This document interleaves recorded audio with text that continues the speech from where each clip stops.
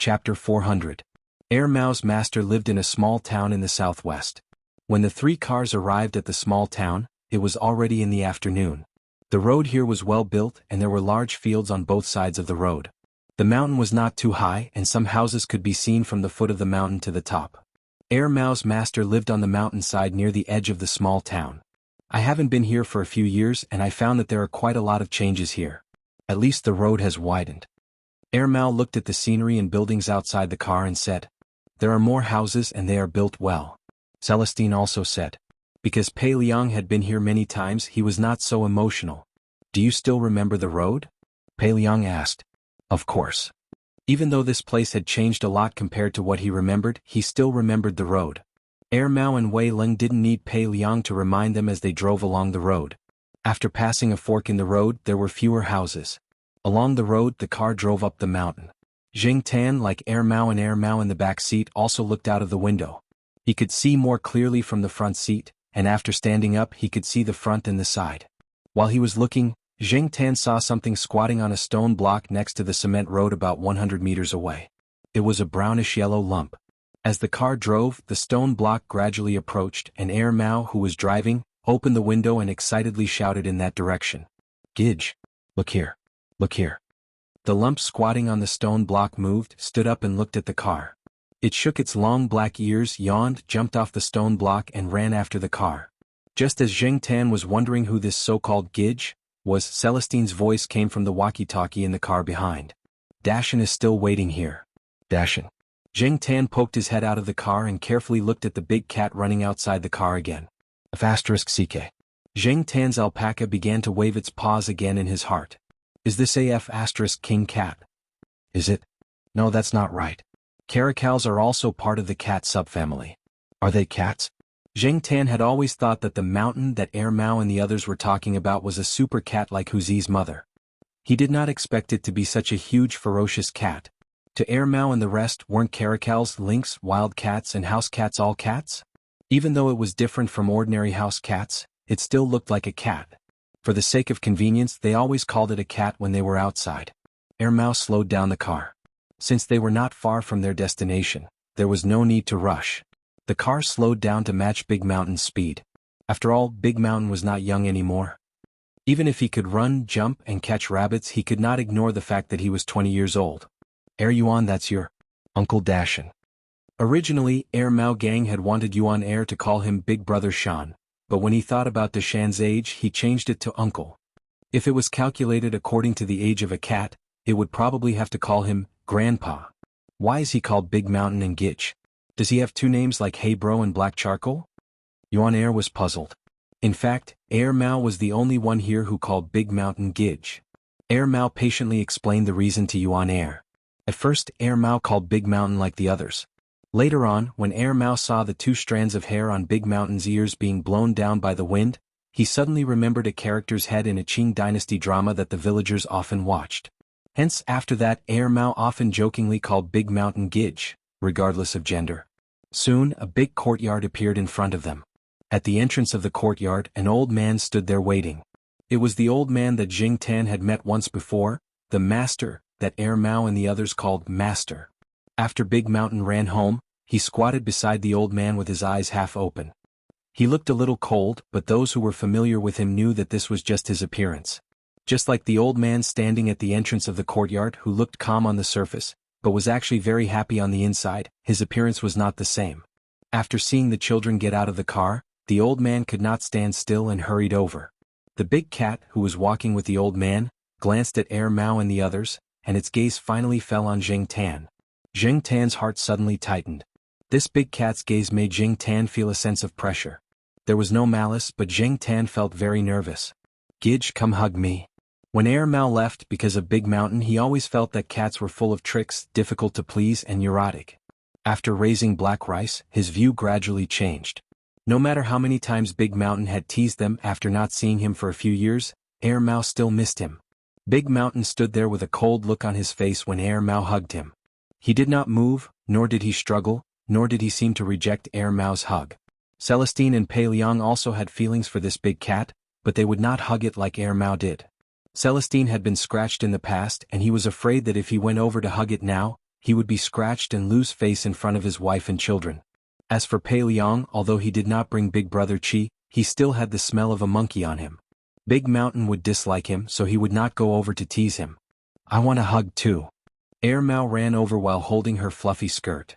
Under Air Mao's guidance, she hugged Big Mountain's neck slightly and was quickly brought away by Air Mao. Fatty Wei also felt itchy and ran over with a round face. Celestine wanted to stop him, but the old master said, "It's okay, Big Mountain will not hurt children." Celestine, who was about to take a step forward, could only stop, but he reminded his son to just hug it a little. Little Fatty Wei answered and went over to hug Big Mountain with open arms. Probably because it was his first time coming into contact with such a big cat, little Fatty Wei was very happy and forgot about his father's words of, "Just a little hug is enough." He even tightened his arms and rubbed his face against Big Mountain's. In Fatty Wei's impression, cats should be friendly like Black Rice and Brother Hay from Air Mao's family. Air Mao hugged Air Mao and took a step back without anyone noticing. Celestine wanted to go over and bring his son back, but he was blocked by a walking stick. He could only feel anxious in his heart. The old man had a faint smile on his face as he looked over there. Luckily, Fatty Wei did not continue hugging. He let go of his arms, turned around and said to Celestine, "Dad, let's take a picture." Air Mao hugged Air Mao and took a step back. Celestine did not move, but his wife moved first. She took out a camera, and it was clear that she was very interested in Big Mountain's special big cat. "Come, Fatty Wei, smile. 3, 2, 1.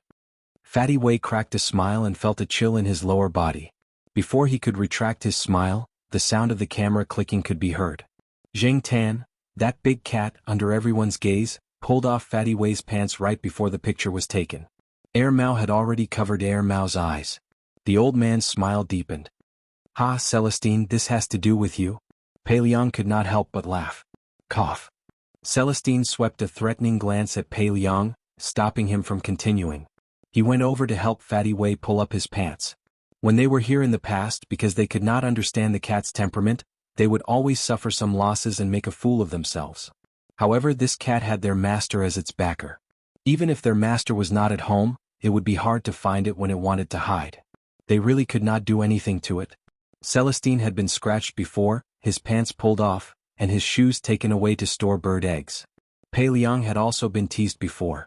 Small insects had been put in his cup, and grasshoppers had been stuffed into his bed. Because of his profession, Senior Brother Walnut was especially sensitive to his own gaze. Every time Senior Brother Walnut came to visit the old man, Big Mountain would squat outside his window and do nothing but stare inside. Senior Brother Walnut could not sleep peacefully for the entire night. Even pulling the curtains was of no use. He was still drenched in cold sweat and had nightmares. Whenever he closed his eyes, he would feel a pair of beastly eyes with a strange smile in the darkness. There were too many things like this, so many that Celestine and the others did not want to recall them. The old man did not have any children, but with this cat, it could be compared to a few naughty children. However, the naughty children were only naughty for a few years, but this cat had been tormenting them for 20 years. If everything went well, it would continue tormenting them in the future. Not only did it love to torment them, it had also developed a strange temperament just like the old man.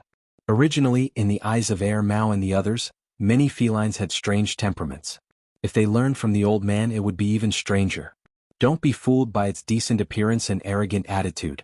In the blink of an eye, it would be naughty in the next moment. Although the others were curious, Pei Liang did not say anything. Who didn't have embarrassing things here? If he exposed Celestine, Celestine would also expose him. Why bother? He was already a father. It was fine to talk about it in private, but not in front of adults and children. Air Mao said to Air Yuan, "Your uncle Big Mountain does not like to be hugged by others. He is different from Black Rice. Do you remember?" Air Yuan nodded seriously. Zheng Tan looked at Fatty Wei's red face and then looked at Air Mao and the others' complicated expressions. He seemed to have understood something. While they were talking in the yard, a person walked in. Oh, guests. The person was in his 50s. He was wearing faded green clothes and carried a box in. After seeing the person, Air Mao, Celestine and Pei Liang all smiled. "Uncle Lin, you are here. Air Mao, Celestine and Pei Liang are back. They even brought their wives and children. No wonder the yard was filled with joy even before I came in," Uncle Lin said. "Let's talk inside." The old man stepped into the house first and greeted the others. They first moved the things out of the car and cleaned up the room. They let Uncle Lin chat with the old man in the hall. While they were cleaning up, Gong Qin asked Air Mao about Uncle Lin's identity. Him? He is a healthcare worker. Oh, this is one of the healthcare workers of Master Big Mountain? Gong Qin said. No, he is not one of Master Big Mountain's healthcare workers. Big Mountain? Gong Qin wasn't the only one who was surprised. Even Jing Tan, who was eavesdropping on a nearby stool, was shocked. A cat actually had a healthcare worker. The year I left here, he started to help Big Mountain with acupuncture, Air Mao said calmly. Acupuncture? Yes. Do you think Big Mountain has a special body? That is because of Uncle Lin's help. Chapter 401. Uncle Lin is a famous veterinarian here. I heard that he's been a veterinarian for generations. He's just not that famous outside, but his skills are still very good. He often comes over to give Big Mountain massages and acupuncture. If Big Mountain is sick and needs to take medicine, he'll specially prescribe medicine for Big Mountain.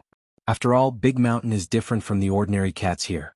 Also, Uncle Lin often comes over to accompany Master, play chess and chat with him, Air Mao said. Gong Qin was very interested in veterinarians. However, she had been exposed to Western medicine in the past. She had never thought that acupuncture could be used on animals. When is Uncle Lin going to give Big Mountain acupuncture? Can I watch from the side? Gong Qin asked. Sure, that's not a problem. We used to watch him give Big Mountain acupuncture. Other than Master, Uncle Lin is the second person who can make Big Mountain behave. However, Uncle Lin usually comes over in the morning. He's probably here to chat with Master and give Big Mountain a massage. Massage. Gong Qin threw the things in her hands aside and went to learn. Air Mao tidied up the rest of the things and complained to Air Yuan, whenever your mother hears about this, she'll be in a daze. Look at her now, she's so energetic. As he spoke, Air Mao's gaze fell on Jing Tan, who was squatting at the side with his head lowered. No one knew what he was thinking. He said, Black Coal, let Uncle Lin bandage you too. It's all thanks to Uncle Lin that Dashan was able to stay healthy until now. You're getting old. You were hospitalized at the end of last year and scared your cat parents. Let Uncle Lin take a look at you. If there's any illness, it'll be treated as soon as possible. We can all guarantee Uncle Lin's skills. I've seen a family's cat go into shock before. Other methods were useless. It was Uncle Lin who went over to give him a massage. Jing Tan didn't doubt Air Mao's words. Although Air Mao was sometimes unreliable, it wouldn't make up stories like this. Moreover, Big Mountain's condition was probably due to Uncle Lin's help. Should he ask Uncle Lin to give him a massage? Even though she was just a cat, Jing Tan still cherished her cat life. After the room was tidied up, Air Mao brought Air Yuan out. Jing Tan followed. Air Mao and Wei Ling's rooms were all on the second floor. There were quite a few rooms here. Air Mao was currently staying in the room that he had stayed in before. When they entered, Jing Tan even noticed that there was a small bed that had just been made. It was even padded with a thick layer of cotton so that it wouldn't bump into anything. Therefore, although the old man looked indifferent on the surface, he had already prepared a lot of things and was very meticulous. When Jing Tan followed Air Mao downstairs, Uncle Lin was massaging Dashan in the hall on the first floor. As he massaged, he explained some massage techniques and acupuncture to Gong Qin. Gong Qin listened attentively. Our country's animal acupuncture originated in the primitive society and developed in the slave society.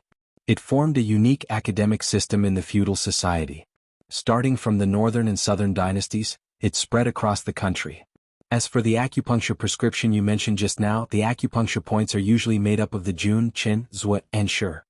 Suan Jinjin de Luan says, the main point of the disease is the Jun, Zhuo is the Qin, and Qin is the Shi. The Jun point is the main point in the prescription. It is mainly used to treat the main symptoms of the disease. The Qin point is used to strengthen the Jun point. The Zhuo point is used to assist the main point in treating some secondary symptoms. The Shi point is used to coordinate the effects of the other points. Let me give you an example. The prescription for treating the symptoms of spleen deficiency and diarrhea you mentioned just now is made up of the spleen Shu, Jiaoqiao, Zhigan, and Ho Sanli. These 4 points are the Jun, Qin, Zhuo, and Shi points. Uncle Lin pointed at the 4 acupoints on Dashan's body and explained to Gong Qin why he chose those 4 acupoints. The Jun point, spleen Shu, is the back Shu point of the spleen. It is the point where the spleen is infused into the back of the spleen. It is the main point for strengthening the spleen and stomach and regulating qi to stop diarrhea. One of them was talking excitedly while the other was listening attentively. They completely forgot about the old man sitting in the main seat. However, the old man was sitting next to them and drinking tea. He didn't care at all and seemed to be in a good mood. Big Mountain, on the other hand, was squinting his eyes and lying there with a satisfied look on his face. He was enjoying himself very much. After hearing Mao and the others coming in, Big Mountain only moved his ears but didn't open his eyes. Every time Jing Tan saw the 2 tufts of hair on the tip of Big Mountain's ears, he wanted to pull them. Of course it was just a thought. He wouldn't really pull them. Otherwise they would definitely fight. Seeing Jing Tan following Mao into the hall, Uncle Lin's eyes lit up. He didn't pay much attention to Jing Tan when he came in. Now that he took a closer look, he found that something was wrong. "This cat is a little special," Uncle Lin said. "What's special? Tell me." Mao held Mao's hand and found a chair to sit down. At this time Celestine's family had also packed up and came downstairs. When they heard Uncle Lin's words, they also wanted to know what Uncle Lin meant. "This cat is a little old, right?" Uncle Lin said. Although it was a question, his words were full of certainty. Mao nodded. "Yes, at least 7 or 8 years old." Uncle Lin nodded. "Among cats, it is indeed entering old age. But from what I see, this cat is very healthy." Uncle Lin used the word healthy, and not just healthy. Mao gave Uncle Lin a thumbs up. "Your eyes are really sharp. You didn't even touch its bones and you can tell the truth. It's not that I want to say this, but Black Coal is the only cat I've ever seen that eats human food, drinks spicy food, and wanders around causing trouble all day long. It's still healthy until now, but it suddenly fell ill at the end of last year and was in a coma for a week. But that was the only time. After it recovered, it returned to its original state. It didn't look weak at all. The people at the pet center also said that they couldn't find any abnormalities. Uncle Lin, why don't you take a look?" Mao said so much to let Uncle Lin take a look at Jing Tan. If it didn't say it in detail, Uncle Lin might not spend too much effort on Jing Tan. Now that it piqued Uncle Lin's interest, it could make Uncle Lin spend more effort. Even if he couldn't find any problems now, Uncle Lin would study it carefully afterward. When Mao said causing trouble, Jing Tan's beard trembled. But thinking that Mao was doing it for his own good, Jing Tan didn't protest. Sure enough, Uncle Lin was very curious after hearing Mao's words. He stopped massaging and patted Big Mountain gently. "Big Mountain, sit over there first. I'll take a look at this little black cat." After Big Mountain got up, he didn't jump directly to the ground. Instead, he jumped onto a chair next to him and looked at Jing Tan like everyone else. Under the gaze of so many people and cats, Jing Tan came to the oval shelf where Big Mountain had just laid down. He was a little unused to it, but for his own little life he had to endure it. Uncle Lin had interacted with countless cats and dogs. When he saw Jing Tan, he knew that this cat would be obedient. He put out his hand and pressed Jing Tan's body with ease. Jing Tan cooperated with Uncle Lin's inspection. Soon, Uncle Lin thought for a moment and said, "This cat hasn't been sleeping very well recently." This was the truth. Jing Tan had recently started to dream again. In addition, because of the long-distance travel, he was not used to being in the car for a long time, so his sleep was not as good as when he was at home. If Uncle Lin could see this, Jing Tan now further believed in this man's ability. "It's just that." Uncle Lin paused and continued, "Except for the lack of sleep and some other small problems, this cat's physical fitness is not at all like what you said about a cat that always eats human food, drinks spicy food, and jumps outside all day long. Human food was heavier in salt, let alone a cat that ate spicy food. Hey, Uncle Lin, I'm not lying to you. Things like onions, garlic, chocolate, and many other things that even cats don't eat, but this cat eats them freely." Mao said. Jing Tan and Uncle Lin were speechless. This sounded very awkward. What did it mean that even cats don't eat? Wasn't this cat a cat? Uncle Lin glared at Mao. "Don't look at me like that. I haven't finished yet. This cat not only eats these things, it also drinks coffee and drinks cream. My black rice doesn't even touch these things." Mao pointed at Uncle Lin with his chin, meaning, "Look, it's so weird." With suspicion, Uncle Lin checked Jing Tan again, and the results were the same as before. There are all kinds of strange things in the world. There will always be a few exceptions. Uncle Lin said, "How about this? I'll give it a few acupuncture needles to relieve its insomnia. I'll also check if there are any other problems that haven't been detected yet." "Okay, I'll have to trouble you. Black Coal, bear with it. For the sake of your little life, a few acupuncture needles is no problem," Mao said. Uncle Lin opened the medicine box that he always carried with him and began to prepare the tools. Mao and Celestine helped move the things so the acupuncture needles definitely wouldn't be in the hall. Yuan and Fatty Wei had been warned by their father not to make any noise. Since they wanted to watch from the side, they couldn't cause any trouble. Thus, the two children quietly sat on the chairs. When they saw the needles in Uncle Lin's hands, they looked as if they were facing a great enemy. "Uncle Lin, isn't there a particular reason for the needles?" Gong Qin said after seeing the needles that Uncle Lin took out. "That's for sure. Giving acupuncture needles to animals is different from giving acupuncture needles to humans. The size of the acupuncture point is related to the cross-sectional area of the needle used. If the needle is too thick, it will definitely cause harm. For example, most clinical people use 28 to 30 size needles 0, 32 0, 38 millimeters, but if you use a 28 to 30 size needle 0, 38 millimeters, on a mouse, the stimulation will be too strong. It's the same as using such a thick needle to prick a human." Uncle Lin used his hand to indicate the width of the needle, which made everyone present tremble. On the other hand, the skin of animals is thicker than that of humans. If the needle is too thin, it will be very difficult to insert the needle.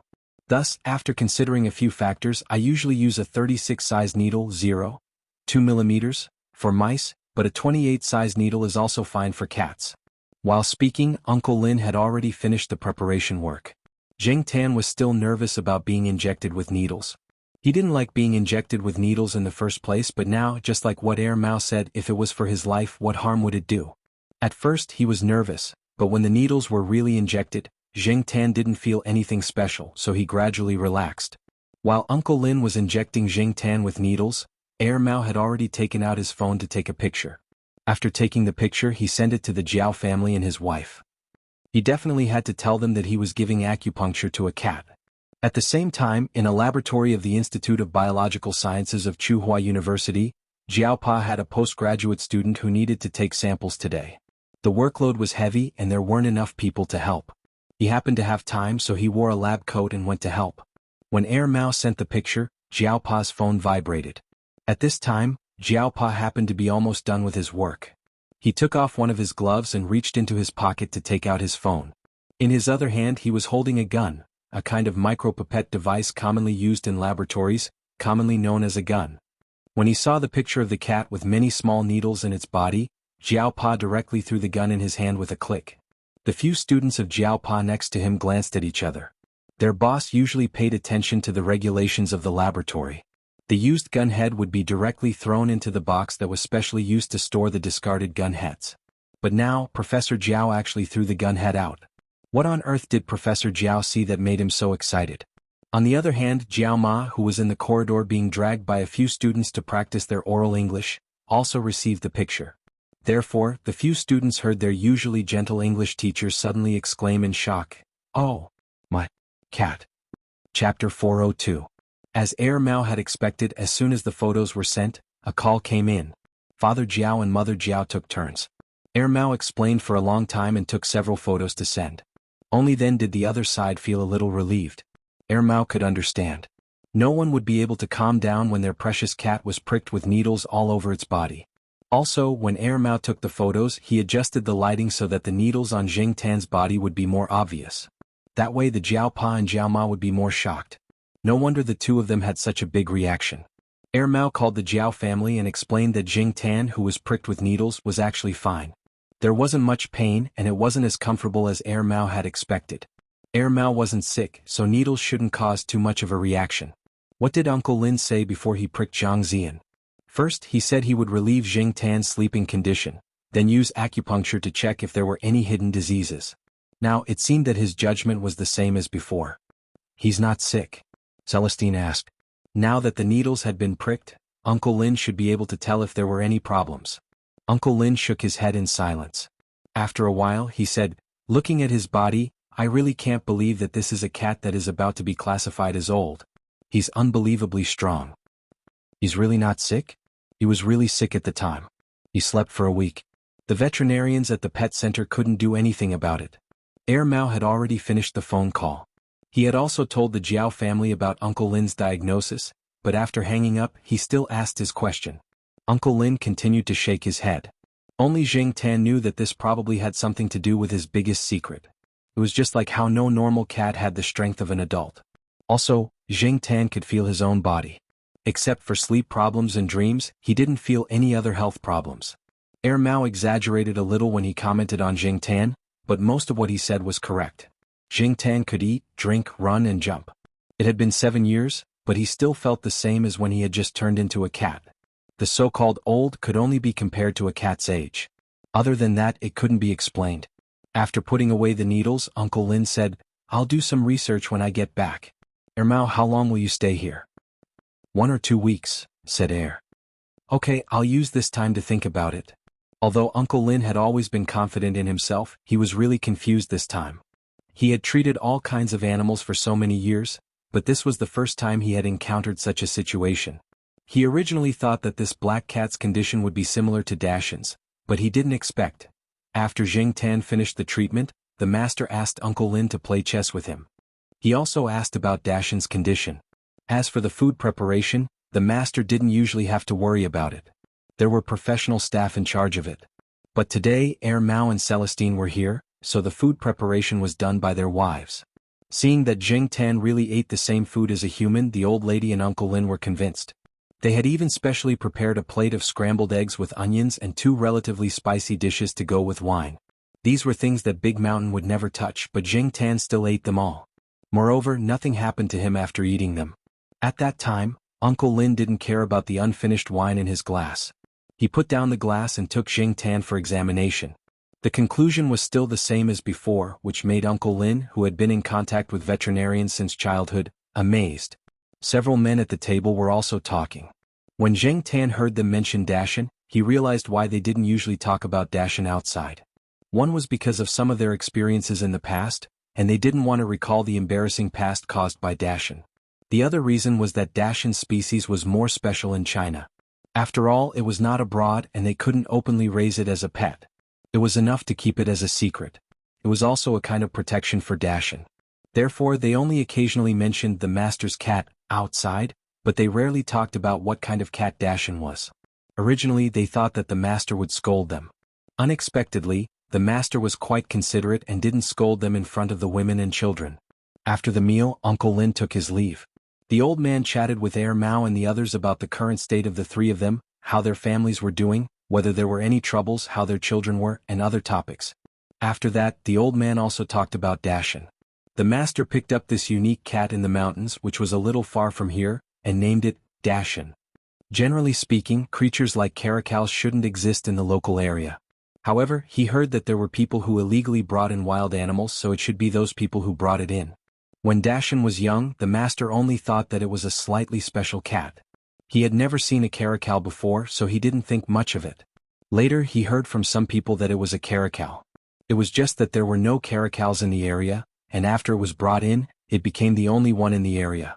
Over the years, the master didn't think about finding a partner for Dashin, but every time this guy spent some time with him, he would kick away the partner that he went through a lot of trouble to get.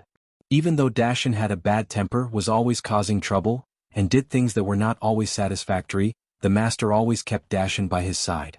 After a long time, it became a habit, and the master treated Dashin as a friend in his old age. Dashin also got along well with his master. He didn't like to be carried by others, especially children, but that was others, not the master. Old people were special. Uncle Lin was one of them. After getting older, Dashin doesn't like to cause trouble as much as before, the master said. Celestine curled his lips. Not causing trouble? Who was the one who took off his son's pants? It could only be said that Dashin didn't cause trouble as much as before. He was old and didn't have the energy to cause trouble for others. He wanted to, but he didn't have the strength. As for Dashin, he didn't really dislike Mao and the others. He usually paid attention to hiding outside. Dashin wasn't a pure family pet. He was in a semi-wild state and kept many wild habits. Yesterday, because he wanted to welcome Mao and the others, he squatted at a conspicuous stone block by the roadside. Otherwise, passers-by wouldn't have noticed him so easily. According to Mao and the others, Dashin used to often welcome them there. This seemed to have become a habit. From these words and Dashin's behavior, this cat was still very humane. On the first night here, Jing Tan slept in a foldable tent. This was a small tent that would be propped up after it was opened. This was a gift from Xiaogua, but Jing Tan didn't use it much at home. This time he brought it out. Some soft cushions prepared by Jiao Ma were placed in the tent as a mattress. Jing Tan slept in it at night. The foldable tent was placed on a small square table close to Yuan's small bed. Maybe it was the acupuncture treatment during the day, or maybe it was the relaxation after the long journey, But Zheng Tan slept very well that night and didn't feel uncomfortable in an unfamiliar environment. Early the next morning, the ear-piercing sound of something being scratched on a hard board rang out. It gave people goosebumps just by listening to it. Moreover, it was quite rhythmic, as if someone was shouting slogans, 1212. Zheng Tan's hearing was good. This sound made Zheng Tan unable to sleep anymore. After being awakened by the sound, Zheng Tan came out of the small tent. Mao had already sat up, his hand on his forehead. He looked at Gong Qin, who was still a little confused, and Yuan, who was sleeping on the small bed, and said, "I almost forgot. Dashan's alarm clock rings on time every day." Zheng Tan climbed out of the window, jumped onto the railing on the second floor, and looked down. In the yard, Dashan was scratching a hard board. The sound was made by it. At this moment, Dashan's two front paws were rhythmically scratching the board that was leaning against the wall. Looking at the board, there were already countless scratches. It was conceivable that this situation didn't just happen today. Just like Mao said, this was a Dashan's alarm clock. In an open space outside the yard, the old man was practicing boxing. The speed wasn't fast, but it wasn't Tai Chi either. It might be a set of fitness boxing that the old man practiced himself. After the three families on the second floor woke up, Mao and his two brothers went to practice boxing with the old man. They had learned this set of fitness boxing a long time ago. It was just that they didn't practice it much after leaving this place, but they were still familiar with it. On the other side, a master and three disciples were practicing boxing. On the other side, the two mothers took out their cameras to take pictures. Mao, Fatty Wei, and Pei Jia were all curious. Pei Jia had seen it before, so he went over to practice. The other two just thought it was fun and went over to join in the fun. What was more interesting was that after waking up the three families, Dashan also came over to the old man's side. While the others were practicing boxing, Dashan was rolling. The rhythm of his rolling was quite similar to the rhythm of these people's boxing. Even the movement of his arms and legs could sometimes match that of Mao and the others. Dashan's rolling style was not uncommon. Even the place where Dashan was rolling should be the place where Dashan usually stayed. There were no traces of grass there. Compared to the ground in other places, the surface had been rubbed off a lot, and the color was obviously different. Cats seemed to be unable to get rid of their carefree appearance. Even when they were sharpening their claws, they sometimes looked absent-minded. Uncle Lin said that other than the treatment and maintenance he gave Dashan, the reason why Dashan could live for so long and be so healthy might be related to his own personality. In other words, it might be related to some of the feline's habits. It was always difficult to determine who was better in a battle between cats and dogs, but in a battle of life expectancy, cats were better. This might be related to their hidden unruliness, which was more leisurely compared to dogs, and their way of coping with domestic life. Take domestic cats as an example. Although most cats died of old age in their teens, there were many cats in their 20s and 30s. It was said that there were experts who estimated that their theoretical value could reach up to 40 years old. With Dashan here, even if Mao and the others weren't here, this yard wouldn't feel lethargic, Gong Qin said. The sun hadn't risen yet, and the air was slightly cold. An old man and an old cat. One was practicing boxing and the other was rolling. Chapter 403. Zheng Tan realized that there was something wrong with the big cat for the past 2 days. Or perhaps, it had always been like this? In short, other than the first day, Zheng Tan felt that the big cat had been looking at him strangely for the next few days. Every time Zheng Tan turned around to look at it, the big cat didn't choose to look away. It just looked at him and wasn't afraid of looking at him face to face. Something was wrong. Something was very wrong. Although Mao and the others thought that Big Mountain was just curious about Zheng Tan, who was a half of the same species as him, Zheng Tan didn't think so. Maybe the cats here weren't as bold as Zheng Tan. Uncle Lin said that in this area, Big Mountain was the overlord. The surrounding cats and dogs, regardless of whether they were domesticated or wild, wouldn't come face to face with Big Mountain. Some would run away as soon as they saw Big Mountain. Only Zheng Tan wasn't afraid of Big Mountain and didn't care. To put it bluntly, it was as if he didn't care about Big Mountain at all. It wasn't that Zheng Tan didn't care about Big Mountain. It was just that he was more inclined towards the perspective of a human. To a special cat, other than the initial novelty, there was nothing else. Mao and the others, as well as the old master, definitely hoped that Zheng Tan and Big Mountain could get along well. From Zheng Tan's point of view, both of them were males. It was already a good thing that they didn't bare their claws and fight for territory. Why ask for more? Could it be that he really wanted cats to be united like children and help each other equally? But Zheng Tan looked diagonally ahead. The big cat was lying on a chair and looking in Zheng Tan's direction. It still had that look that made Jing Tan feel that it was scheming something. Jing Tan had been waiting for this guy to make a move. If it was like what Jing Tan thought and Big Mountain did have a purpose, he should have some corresponding actions. Cats were always very patient in order to achieve their goals. For 4 consecutive days, Big Mountain maintained his previous attitude and stared at Jing Tan, but didn't do anything else. Turning his head back, Jing Tan continued to stare at Yuan Air and Fatty Wei, who were drawing beside the short table, but he was already pondering. Judging from Big Mountain's expression, he should be taking action soon. Sure enough, half an hour later, Big Mountain jumped down from the wooden chair and walked to Jing Tan's side. Just like Jing Tan, he squatted down and watched Air Yuan and Fatty Wei draw. Fatty Wei Xiao Tian immediately stood up when he saw Mountain approaching. He pulled up his pants and took a few steps back, looking at Mountain with vigilance. Yuan Air looked at Big Mountain and then at little Fatty Wei. He didn't move, but he didn't draw either. Jing Tan glanced sideways at Big Mountain. Big Mountain did not seem to mind that he was guarded against by the 2 children. He looked at the paper on the short table and was not interested. Then he looked at Jing Tan and raised his paw to attack Jing Tan. Slapping was a very sissy action for a human, but for a cat, it was as normal as licking its paw. You can't expect a cat to attack with a fist, right? Moreover, there were many different ways to slap a cat. How to slap, whether to retract or release the paw, how many paws to release, from which angle to slap, etc. These were all different depending on the situation. Just like now, Big Mountain didn't have any hostility towards Jing Tan.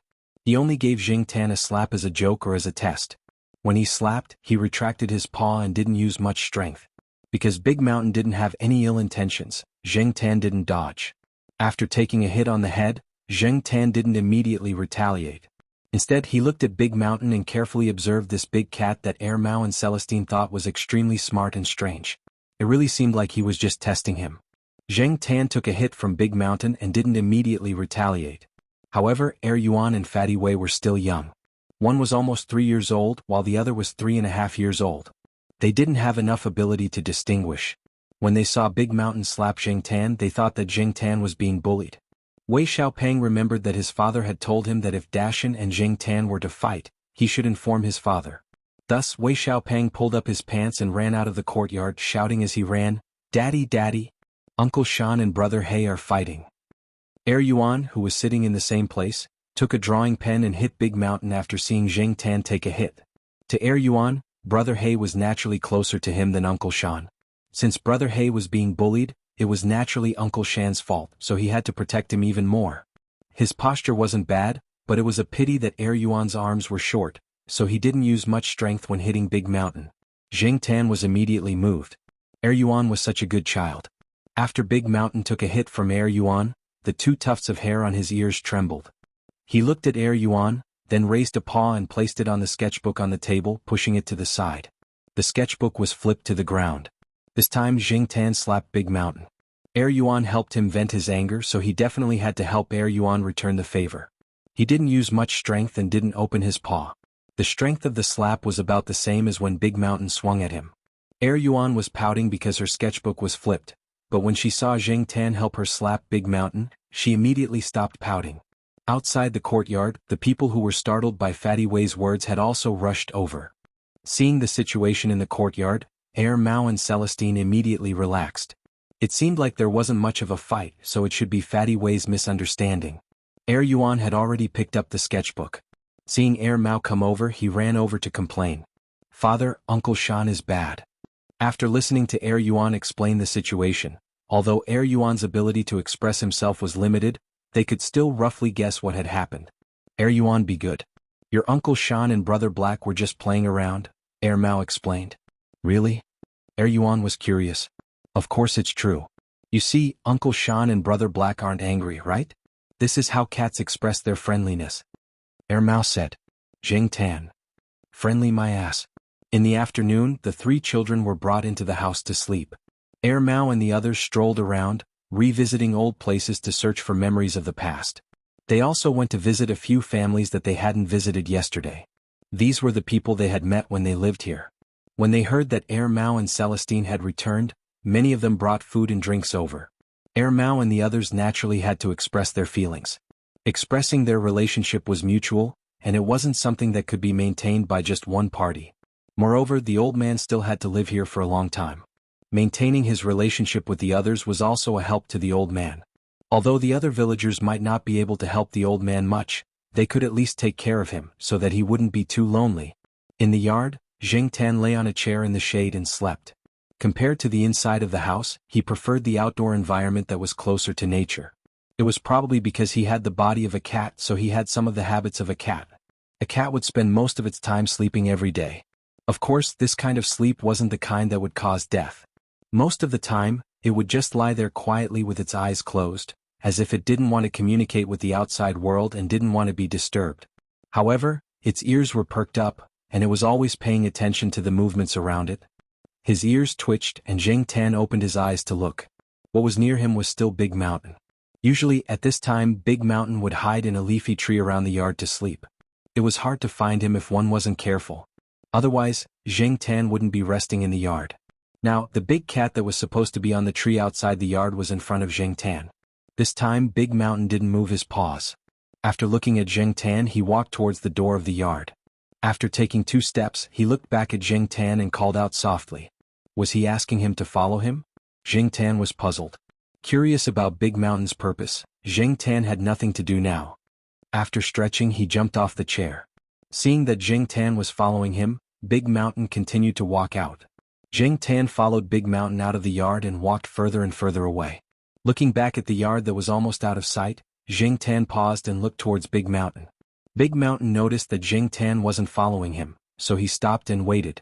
He seemed to be unhappy with Jing Tan's sudden stop. What was this guy trying to do? Jing Tan thought. After hesitating for a while, Jing Tan continued to follow. Air Mao could find Jing Tan's location based on the cat tag. Even if Jing Tan was left behind by Big Mountain and got lost in the wild, there was no need to worry. Jing Tan, on the other hand, wanted to explore further, so she continued to follow Dashin. Big Mountain led Jing Tan away from the familiar hill that wasn't too high. They left the village and entered the wild forest. There were no roads here. In the beginning, there were traces of human activity, but as they went further, there were fewer traces of human activity. Instead, there were traces of small animals. Jing Tan followed Big Mountain and looked around vigilantly. Big Mountain was very experienced in surviving in the wild. His steps seemed light, but he was always paying attention to his surroundings. Jing Tan learned a lot, but he didn't do much. He just followed, unlike Big Mountain, who would occasionally play with rabbits and dig out bird nests.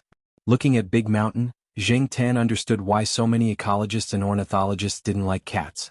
In some places where cats didn't exist, one more cat would be a big threat, not to mention a slightly bigger one. As natural hunters, cats wouldn't stop exercising just because they weren't hungry. After eating and drinking, they would play with their prey. They wouldn't care about the ecosystem, the food chain, or the invasion of species. They would act according to their own temperament.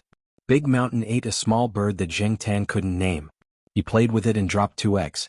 When it was about time, he caught a rabbit on his way back.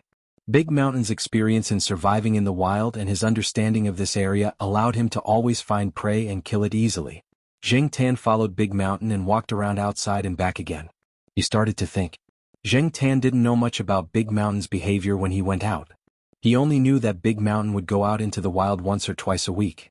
The old man didn't mean to keep Big Mountain at home, and Big Mountain could always come back on time. The old man was used to it and wasn't worried anymore. This big cat was very smart.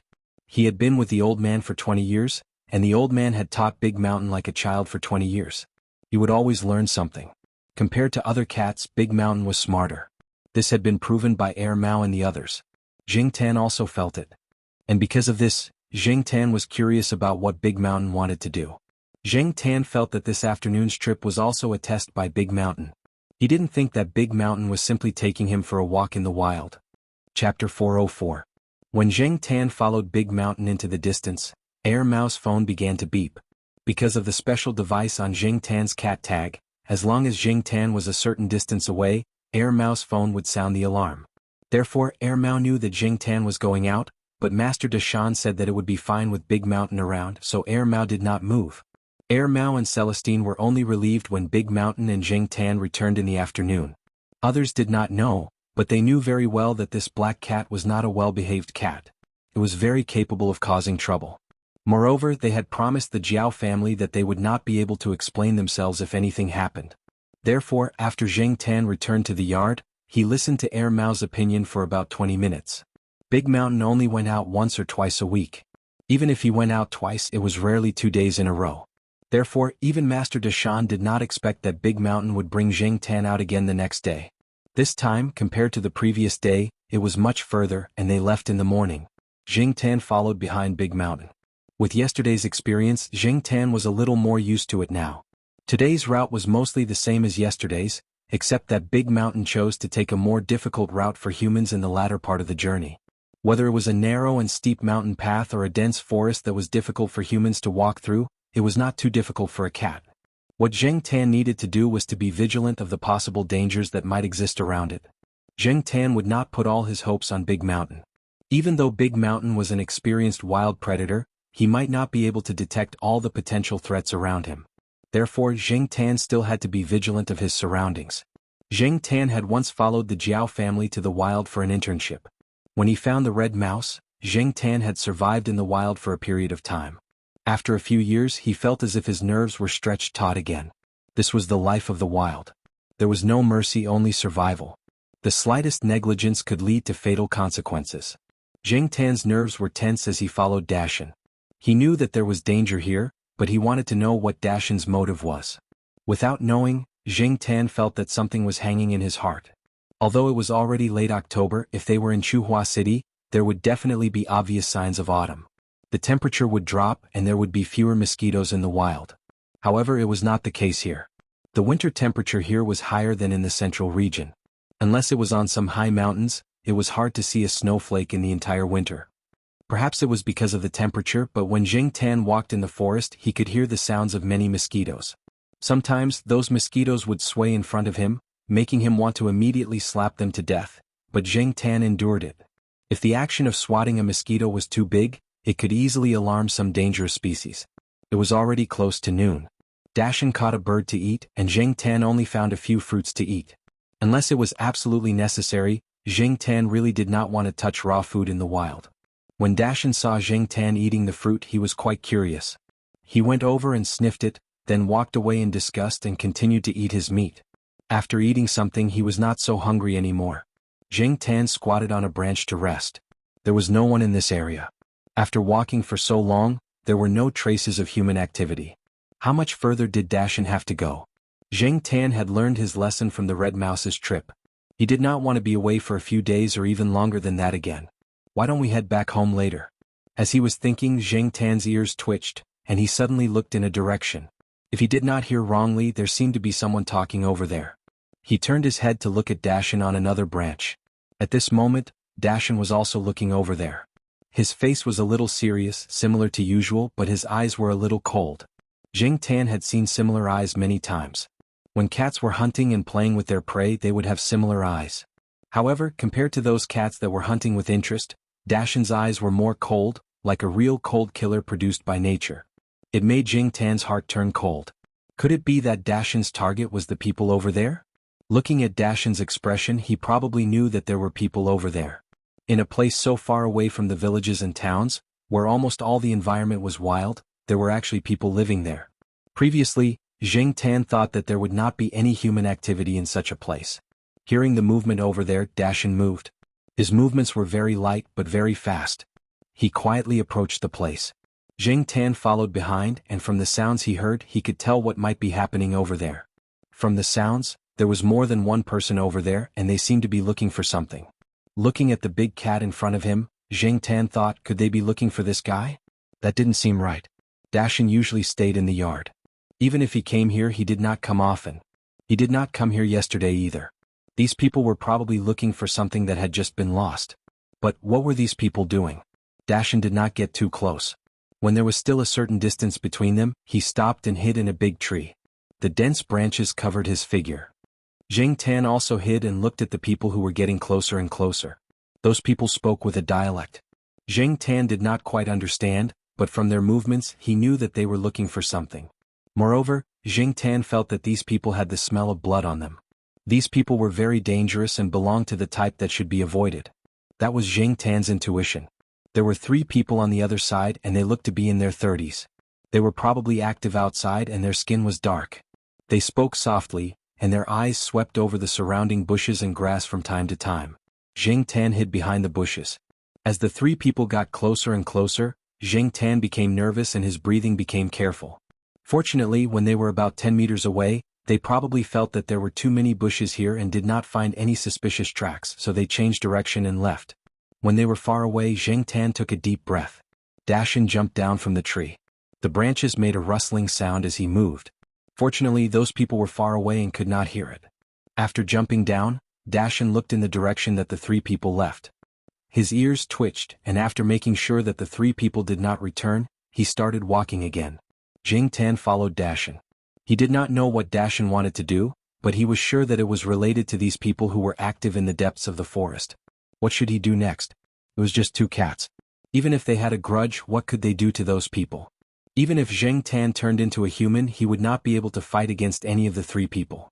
Of course, if they used other means, it would be a different story. Dashin did not seem to have the intention to chase after the three people. Instead, he walked in another direction. Half an hour later, Zheng Tan saw a simple shed made of cloth and wood. From the sounds coming from inside, he knew that there were some animals in the wooden house. Poachers? That was not right. Although there was a large wild forest here and there were many wild dogs, wolves and wild boars, there were not many rare animals. This was what Zheng Tan heard from Air Mao. If they really wanted to poach, why would they come here? Wolfskin? At this time, two people came out of the tent. One of them yawned and walked into the tent next to him while the other walked around the area. Then he sat down against a tree and lit a cigarette. When he heard something, he suddenly looked over. Whoosh, a brown figure flashed through the bushes and disappeared quickly. The person's vigilant eyes suddenly disappeared. As long as it was not a human, they did not care about other animals. Zheng Tan hid behind the cloth shed and saw that after the person found Dashin, he slowly sat down against the tree again. He did not seem to be worried at all. This person was very alert. Dashin's movements were actually very light. When he approached the cloth shed, he probably paused because of the smell of the animals inside and stepped on a very thin branch. When the person sat down again, Zheng Tan gently lifted the thick curtain of the cloth shed on the ground. Zheng Tan did not go in directly. He just lifted it a little and looked inside. There was a vent on the side of the cloth shed, and light came in from outside. Therefore, even if the inside of the cloth shed was relatively dark, Zheng Tan could still use the little light to see the situation inside the cloth shed. There were 5 cages inside. 2 of the cages contained monkeys and 3 of the cages contained red pandas. They were not small pandas but animals with a lot of reddish-brown skin. They were also called red pandas. Whether it was the 2 monkeys or the 3 red pandas, they did not seem to be in good condition. They were listless and did not move much in the cages. Zheng Tan once again wondered if these people were really poachers. They let them live but did not pay much attention to their health. Are they really poachers? Looking at them, Zheng Tan suddenly felt a chill in his heart. He quickly put down the curtain and then quickly left the place. After Zheng Tan left, the person who was sitting against the tree appeared next to the cloth shed. What's wrong? The person who entered the tent before came out and asked. Nothing, other animals are approaching. The person next to the cloth shed said. Oh, as long as it's not a person, it doesn't matter. The tension on the man's face suddenly dissipated, he yawned and walked into the tent again. I'm going to sleep for a while, I'll take over when I wake up. Zheng Tan, who was hiding behind a tree not far away, looked at the 2 people over there. Compared to the 3 people he met before, Zheng Tan could still hear a few words in the words of these 2 people and guess the meaning of their words. Zheng Tan did not go over to inquire again, and Dashin seemed to know that he could not get close to that place, so he planned to go back. However, Zheng Tan felt that this guy was still a little unwilling to give up. Even if he was unwilling, there was nothing he could do. Zheng Tan did not want to provoke those people. As he walked back, Zheng Tan was also thinking about the 2 people just now as well as the monkeys and red pandas in the cages in the cloth shed. He only paid attention to whether there was any danger around him, but he did not pay attention to his feet. Suddenly he felt that he stepped on something. Zheng Tan paused and looked down. Chapter 405. Zheng Tan couldn't tell what the slimy substance under his feet was. It might have the smell of some animal, but Zheng Tan's experience was limited, so he couldn't guess. He could only tell from Mountain's fearful eyes that it wasn't a good thing. Even those who Zheng Tan thought were dangerous, Mountain didn't show such an expression.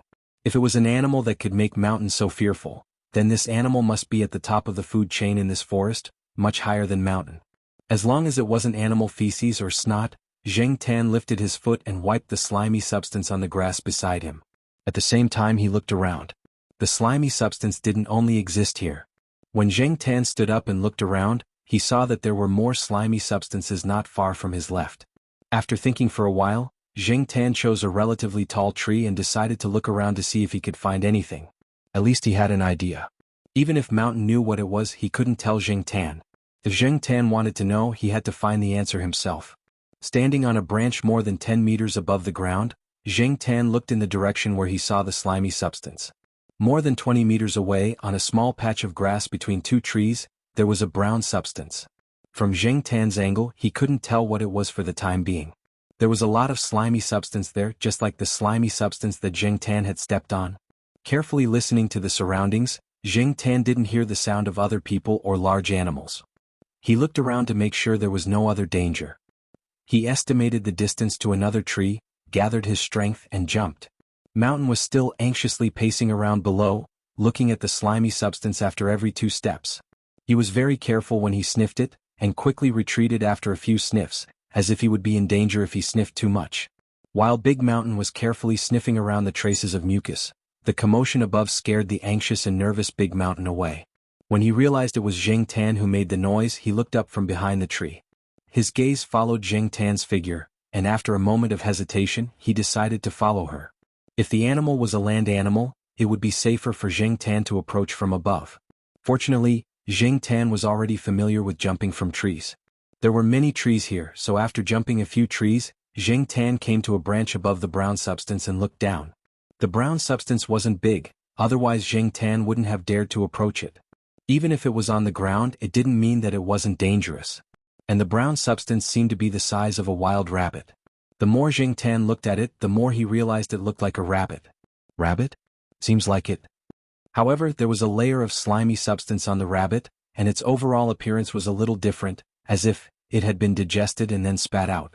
Many animals such as cats, wolves and wild dogs would tear the prey they caught into pieces when they were eating. They would tear the meat off the prey bit by bit and eat it instead of swallowing it whole like this. Yes, the digested rabbit was still intact when it was spat out. There were no signs of being torn apart, and Jing Tan didn't see any obvious wounds on it. An animal that could swallow its prey whole and eat in this way, Jing Tan thought of a cold-blooded, creepy creature. A snake. And, according to the current situation, it was a big snake. If it could swallow a rabbit, it could definitely swallow Jing Tan. That wild rabbit was quite big, much bigger and fatter than the rabbit caught by Big Mountain yesterday. If such a rabbit could be swallowed easily, Jing Tan's cat-like body wouldn't be able to. Now, Jing Tan was only so big, so he didn't have much of an advantage in terms of size. If the slimy substance was something like the stomach acid of a big snake, it must be big to be able to spit out so much gastric acid and make Big Mountain so afraid. Thinking about the slimy substance he had just stepped on, and then looking at the slimy traces left behind, Jing Tan could speculate that the snake must have spat out more than one rabbit. It must have spat out before and then the snake crawled here, leaving some traces along the way. After arriving here, it spat out again and then, Jing Tan looked at the big tree he was on. The tree was old and very tall. Jing Tan climbed up a little and looked ahead. The trees in front were not so dense, and there were only some weeds and various short shrubs. Because of this, Jing Tan could see what was there. Jing Tan just thought that it would be a python as thick as an adult's calf that spat out the rabbit, but now it seems that Jing Tan still underestimated it. It wasn't a calf but a thigh. Moreover, 2 meters away from the snake there was some vomit. It spat out about 6 or 7 rabbits, and the digestion level was similar to the previous one. Jing Tan thought that the probability of a wild python eating so many rabbits of the same size at one time was not high, unless it was specially raised by someone who threw rabbits to the snake as food. Such a fat rabbit didn't seem to live in the wild often. It was very likely that the rabbit was specially raised by someone. And what was the purpose of raising such a big snake? On the way from Pei Liang's hometown, Jing Tan heard from Mao and the others that there were indeed many people who raised snakes in this province. Because of the climate, there were many people who raised snakes, turtles and flowers. There were definitely people who raised big snakes, but Jing Tan didn't expect to encounter one here. The snake was curled up, motionless, and he didn't know whether it was dead or alive. It spat out almost all the food it ate, so it must be feeling unwell. It was such a big guy, no wonder Dashan was afraid. If the big snake was dead, it would be fine, but if it was alive, it was definitely an extremely dangerous thing. Jing Tan didn't dare to get closer. He looked at Dashan below and thought that it was better to leave quickly. Curiosity killed the cat. Moving lightly on the tree branch, Jing Tan planned to leave, but just as she took a step, she heard the sound of someone running in her direction. and the person was running very fast. It was the three people he met before. Could it be that they were looking for this big snake? Dashan had already heard the commotion and hid, but Zheng Tan didn't leave immediately. He came down from the tree and hid behind the trunk. The three people seemed to be in a hurry to find their target. Zheng Tan couldn't hold back his curiosity and followed them not far behind, but they didn't notice.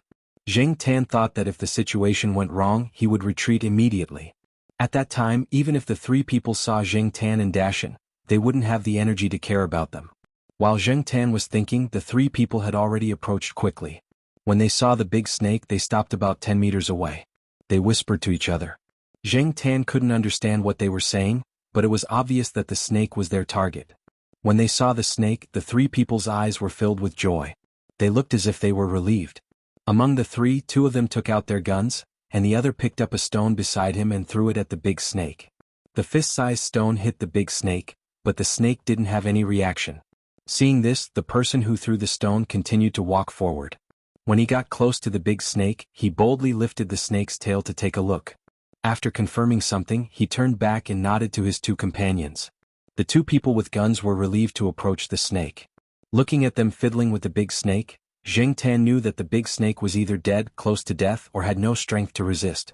Zheng Tan thought that they would directly drag the snake away, but then Zheng Tan saw one of them take out a folding knife, turn the snake's body slightly, and then use the knife to cut open the snake's tail not far away. After cutting it open, the man used the knife to poke inside, and then pulled out a small glass bottle. The bottle had cracks and some blood had entered it. In the small bottle, there was something pale yellow that hadn't completely dissolved in the blood. Zheng Tan didn't know what it was, but it was definitely not something good. Maybe it was another forbidden drug, or something like that. Zheng Tan had heard that some people used animals to transport drugs, so that they could avoid the eyes of some drug dogs or some people. Such a big snake in front of him was indeed a good warehouse. But for some reason the bottle hidden inside broke and the drug flowed out, finally causing the death of the big snake. It seemed that they had discovered another great secret. Should he tell Mao and the others? No, Zheng Tan directly rejected in his heart. This time, Mao and Celestine came with their families. They were just traveling and visiting the old people. It was inconvenient for them to move around. If they were really involved, it would be troublesome. These people might be desperados. If they didn't have the courage to do this kind of thing, how could they do it? These people were too dangerous. Forget it, this kind of thing would be taken care of by specialized people. Zheng Tan decided not to worry about it. He was just a cat, not a Superman who specialized in punishing evil and promoting good. After the three people struggled for a while, they dragged the snake away, probably finding a suitable place to dispose of it. They had already gotten what they wanted and the snake was already dead. They wouldn't waste the effort to bring such a big snake back. After the three people left, Zheng Tan came out of his hiding place. This time, Big Mountain didn't want to continue staying there, and his footsteps were much faster. Did Big Mountain discover the hidden secret? Zheng Tan suspected, but the possibility was too small. Although Big Mountain was smart, he didn't know all these. His goal seemed to be those people, as if he had made enemies before. When he returned to the old people's house, Zheng Tan was relieved. It wasn't easy to go out and he was scared witless. He even encountered those troublesome things. Looking at the two children who were drawing and playing in the yard, Zheng Tan decided not to care. When he came out, the Jiaopa and Jiaoma also told him not to cause trouble as it didn't concern him. Zheng Tan pretended not to see it. At worst, he could report it anonymously. This time he also brought his phone. When he left, he could report it anonymously. After making the decision, Zheng Tan's mood was much more relaxed. He was even in the mood to play with a lighter on the shelf next to the kitchen. It seemed that he hadn't used it for a long time. There was no one here. Mao and the others hadn't returned yet. The two mothers were talking in the living room, looking at the two children in the yard, and didn't notice Zheng Tan. Zheng Tan ignited the lighter, extinguished it, ignited it, and extinguished it again. After repeating this many times, Zheng Tan scolded himself for being so bored that he could play with the lighter for a few minutes. Putting down the lighter, Zheng Tan looked sideways. Big Mountain was standing not far away, staring at Zheng Tan.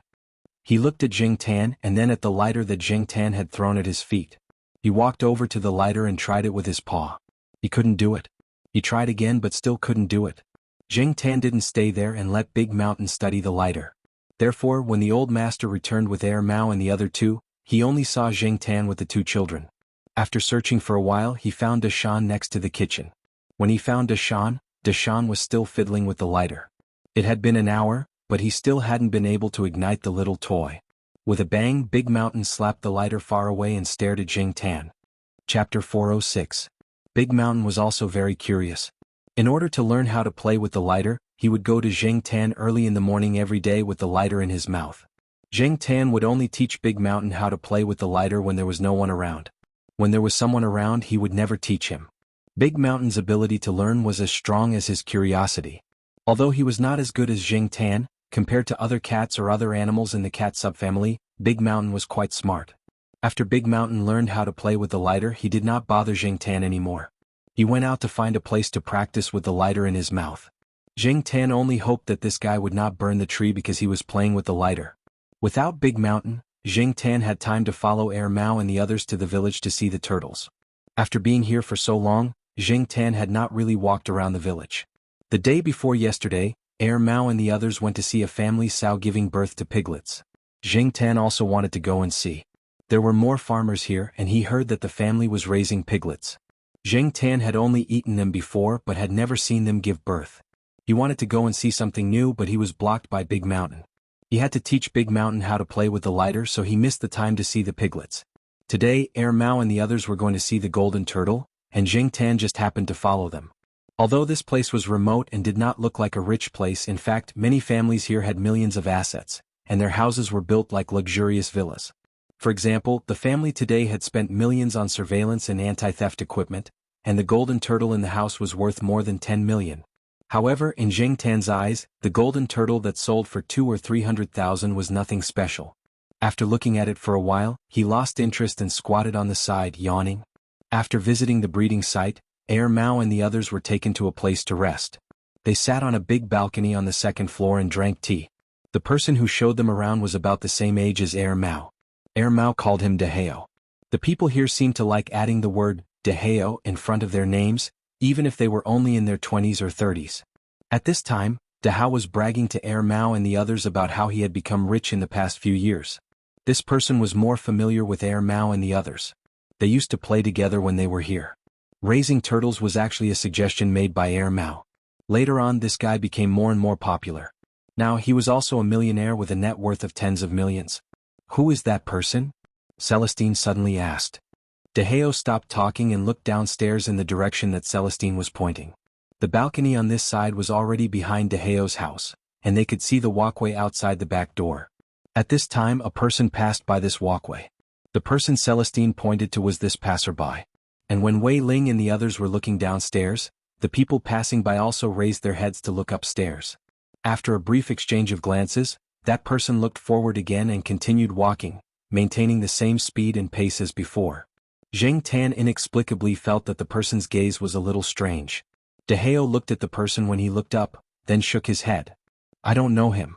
He's probably a family friend who came to visit.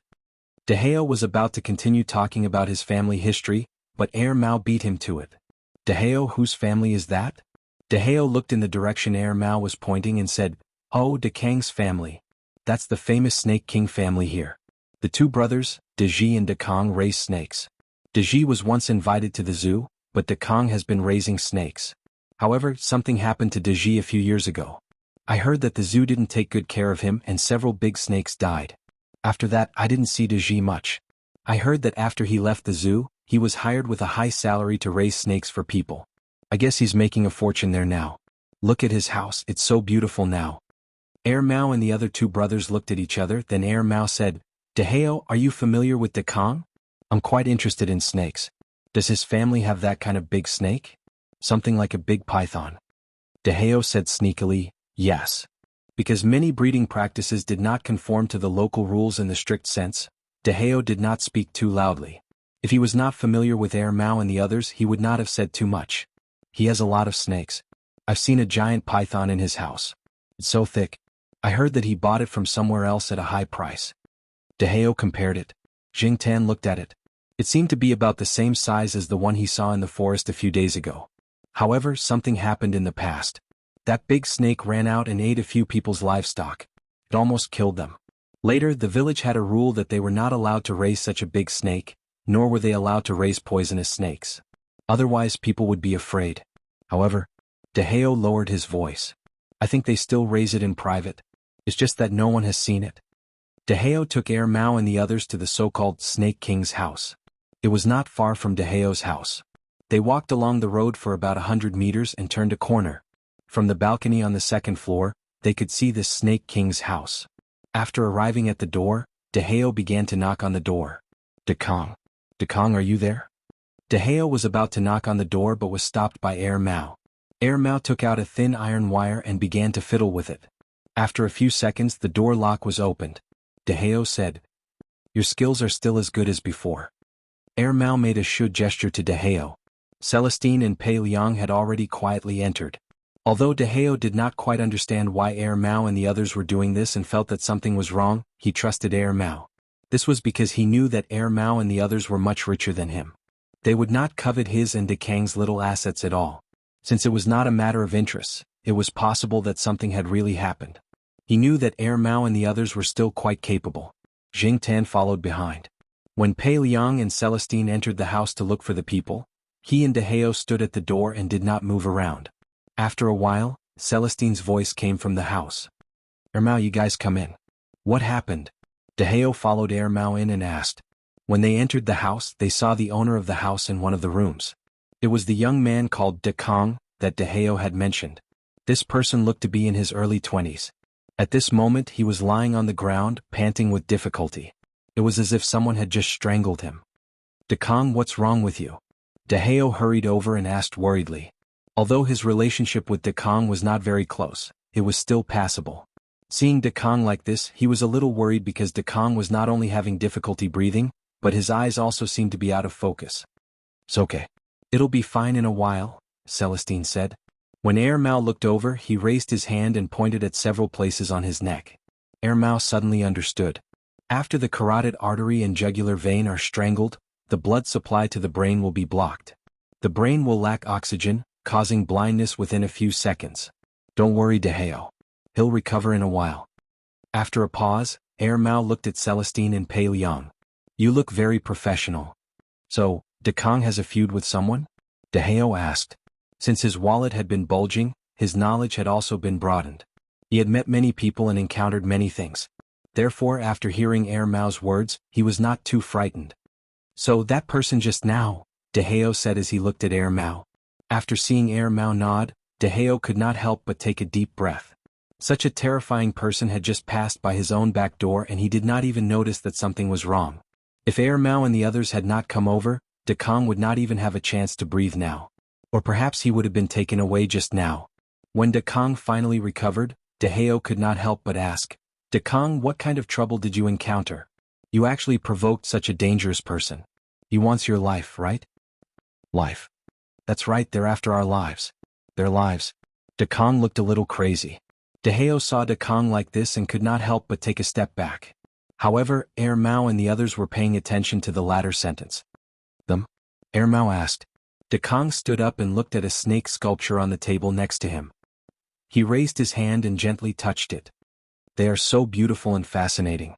How could those people, how could they?" Jing Tan could not help but tremble when he saw this. He felt goosebumps all over his body. That kind of cold-blooded, terrifying creature that could not even blink, this person actually said that it was beautiful.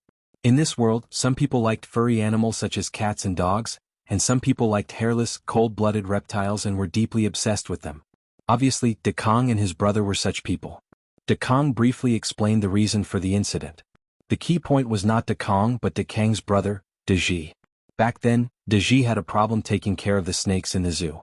In fact, the problem did not lie with Deji. The truth was that the snakes that were thought to have died due to improper care were actually taken away by someone. Back then, when Big Brother was wrongly accused by the people in the zoo, he said that justice is in people's hearts. What was the truth? Many people in the zoo knew. Dekong sneered. Justice is in people's hearts. In fact, it's useless bullshit. If you don't say it, you will always be wronged. My big brother was wrongly accused for 5 years. He was also used for 5 years. After Deji left the zoo, he was asked to help take care of the snakes with a high salary. The big snake that the two brothers had bought back and raised for several years was also bought at a high price. Deji had been taking care of it there. A few days ago, Dekong received a text message from his brother. Deji found that the person who asked him to take care of the snake used the snake as a transportation tool to deceive people. In the end, this tool would die without a doubt. Deji could not bear it, so he secretly tampered with the cage, hoping that the big snake would escape halfway. As for Deji, he found an opportunity to leave. Until now, Dekong had not contacted Deji until today, when that person came to ask about Deji's whereabouts. Unexpectedly, not long after that person came, Mao and the others came over. After that person heard the movement outside the door, he immediately left through the window. Mao and the others also had an idea in their hearts. If things were really as Dekong said, it was obvious that Deji was indeed used by someone. Someone had been setting a trap since the incident at the zoo. While Mao and the others were thinking about Deji and Dekong, Jingtan was thinking that the big snake he saw in the forest a few days ago was probably the snake that Dekong said was very precious and that Deji did not hesitate to risk his life to help. Unfortunately, the Dekong brothers did not know that the big snake had already been dissected by those people. While they were talking, Mao's phone rang. Almost at the same time, Celestine and Pei Liang's phones also rang. Something had happened in the courtyard. To be exact, something had happened to Pei Jia. Pei Jia had disappeared. Today, Pei Jia had brought Mao and Wei Xiaobei to play in the courtyard. While Zheng Tan was out, he had secretly taken out the small box that Jing Tan had placed in the trunk of Mao's car. He had said that he wanted to explore it, but in the end he could not open it. There were two mothers in the courtyard, so Pei Jia could not directly try to open the lock in the courtyard. Thus, he took the box out of the courtyard and urged the two children to help him. Unfortunately, Mao and Wei Xiaobei did not know the password to the box. "When is your brother Hei's birthday?" Pei Jia asked. "We don't know." Mao and Wei Xiaobei shook their heads. "What's your brother Hei's phone number?" Pei Jia asked again. "We don't know." Mao and Wei Xiaobei shook their heads again. "Then what do you two know?" "We don't know." Pei Jia. While they were trying to open the box with the password, a stranger walked towards them. When the two mothers in the courtyard heard the noise and came out, Uncle Lin, who was helping to look after the three children, had been knocked unconscious on the ground. Mao and Wei Xiaobei were hiding behind the car, and Pei Jia was nowhere to be seen. Mao told Wei Xiaobei that Pei Jia had been taken away by a stranger. When Uncle Lin woke up, Mao and the others found out from Uncle Lin's description that the person who had taken Pei Jia away was the person they had seen half an hour ago. Putting aside how anxious Pei Liang was, when Pei Jia woke up, he found two strangers in front of him. One of them was the person who had captured him, and the other was someone he had never seen before. Pei Jia used a minute to think and react. Then he said to the two people in front of him with a sullen face, "Uncles, my family is very rich. Don't kill the hostage before you get the money." The two people in front of Pei Jia. How did this little brat even know to kill the hostage? That's not right. Shouldn't this little brat's reaction be to cry for his parents when he wakes up? Are the children nowadays all so mature? Then Pei Jia, who could not resist at all in front of these people, was thrown into a shed. The thick stench inside made Pei Jia almost vomit out the egg pancake he had eaten in the morning. Pei Jia was locked up in a cage and he did not know what kind of animal it used to contain. He also did not know when his father and the others would find him. Pei Jia sighed inwardly. Pei Jia had once fantasized that one day he would be like Superman, punishing evil and promoting good and saving the weak. Just like today, when he realized that the situation was not right, he first thought about how to let his two younger siblings escape, and then he would deal with the bad guys himself. But today's experience told him that not everyone could be Superman. The enemy's level was too high and he was at a disadvantage. He usually thought that he was very awesome, but when he really encountered a problem he realized that he was helpless. Pei Jia felt like he was a whimsical fool. Although he was afraid, Pei Jia forced himself to calm down. Pei Jia knew how to use cooperation to achieve his goals from a very young age. So in the village, although he was mischievous, every time he caused trouble, he would always get a lot of partners. Not to mention the high success rate. When he was punished by his parents, they would share the anger, and he would not let the adults' anger all focus on him, the initiator. Now, without the help of his partners, he would definitely not be able to escape alone. But what partners could he find here? After adapting to the dark environment, Pei Jia looked around himself with the help of the light coming in from the small window on the side of the shed. He could not see clearly if he was a little further away, but he could still see a little bit if he was close. There was a red panda in the cage next to him. Compared to the other one lying in the cage, this one was a little better. At this moment, the red panda was looking at Pei Jia curiously while rubbing its face with its paws. Pei Jia wanted to cry even more. Chapter 407. In the courtyard there was a sense of anxiety and irritation. If it weren't for the fact that he wanted to know more, Jing Tan would have stayed far away. It was too depressing. His master was not at home today. 2 days ago, he had been invited over by an old friend in the provincial capital. Today, when he heard that something had happened in the courtyard, he did not care about the courtyard anymore. He immediately rushed back and asked the people in the provincial capital to help. The person who took Pei Jie away was not a resident here. The local residents, including De Kong, had never seen that person. After that person took Pei Jie away from the courtyard, he quickly left. Mao and the others could follow the tracks to the roadside. There were tire tracks left by the motorcycle. If they continued to chase, it would be difficult to catch up. The three of them split up and drove along the road to search. At first they didn't find anything. This place was too remote, so there was no way to count on the road cameras. Mao had been driving along the road for more than half an hour before he found the motorcycle abandoned by the roadside. The person was gone. At that time, the person should have abandoned the motorcycle and left in another car. The smell was cut off here. Even if Jing Tan and Dashing came to help, they wouldn't be able to find them. The three of them could only go back to the courtyard again to think of a way. Pei Liang now hoped that the other party would call, blackmail, as long as he could hear some news. Unfortunately, there was no news. "It's my fault," Celestine whispered. Because of his former profession, he was more sensitive to people in some special industries. That was why he asked about the passerby when he was at De Kang's house. "I'm also at fault," Mao said. At that time, he also pointed in the direction of De Kang's house and wanted to go and see. After returning to the courtyard, Pei Liang, who had been smoking silently, waved his hand and said in a hoarse voice, "It's none of your business." Pei Liang knew that the three of them had the same idea. Even if Mao and Wei Ling didn't say anything, he would ask that person when he saw him. He would also go over to take a look. After all, if any potentially dangerous person appeared in this place, they wouldn't turn a blind eye. This was the place where Master lived, and they wouldn't allow any dangerous people to exist. What Pei Liang wanted to know now was why that person took Pei Jie away. According to the information provided by De Kong, coupled with some of his master's connections in the provincial capital, he found a lot of things in half a day. De Kong was right. There was indeed a problem with the zoo that hired De Ji at that time. Someone used animals to transport some prohibited items to other places. The people and things involved were still being investigated. Everyone knew that zoos sometimes interacted with each other, such as exchanging animals, giving them away, or buying them to get some supplements to enrich the zoo.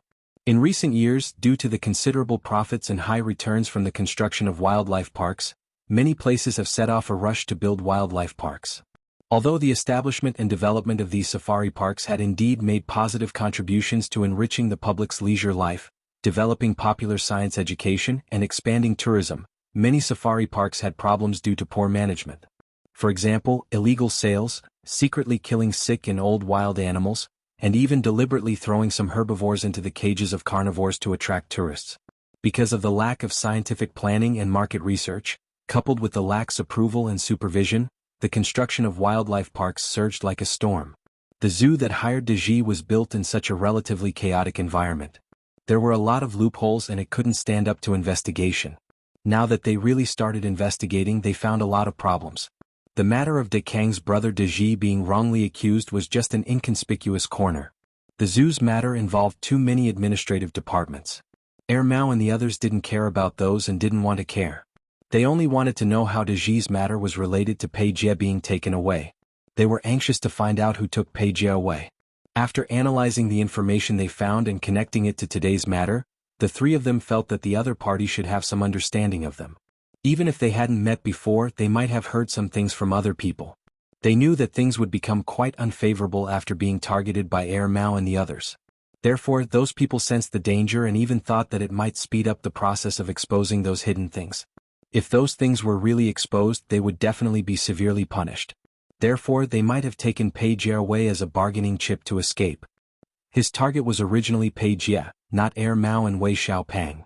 Pei Liang said. The latter two were too young and weren't easy to take care of. They also loved to cry. Taking them away would be a big problem. Pei Jie was already 10 years old and was sensible. He was obedient and would be more cooperative after being threatened. Pei Liang knew his son very well. He believed that if those people only used Pei Jie as a bargaining chip to escape, Pei Jie would still be safe now. Pei Jie was very smart. Naughty and mischievous children were more cunning and knew how to judge the situation. Pei Liang had never been so glad that his son had such a moral character. As long as Pei Jie's side was stable and didn't anger those people, Pei Liang and the others would have more opportunities to find answers. While Mao and the others were analyzing and discussing the matter, Zheng Tan thought about the people that Dashan had brought into the forest. If those people in the forest were related to this matter, would Pei Jie be taken there? After all, there were no police or other surveillance cameras in the forest. If something happened, it would be easy to escape. On this night, other than Mao and Wei Xiaopeng, the others were destined to be sleepless. Zheng Tan originally planned to take a nap, but after tossing and turning he still couldn't fall asleep. Walking out and jumping onto the railing on the second floor, Zheng Tan looked around at the endless black sky. The lights on the first floor of the courtyard were still on. Mao and the others were downstairs. In the evening, a few people from the provincial capital came over to help them find the children. They also brought some useful information.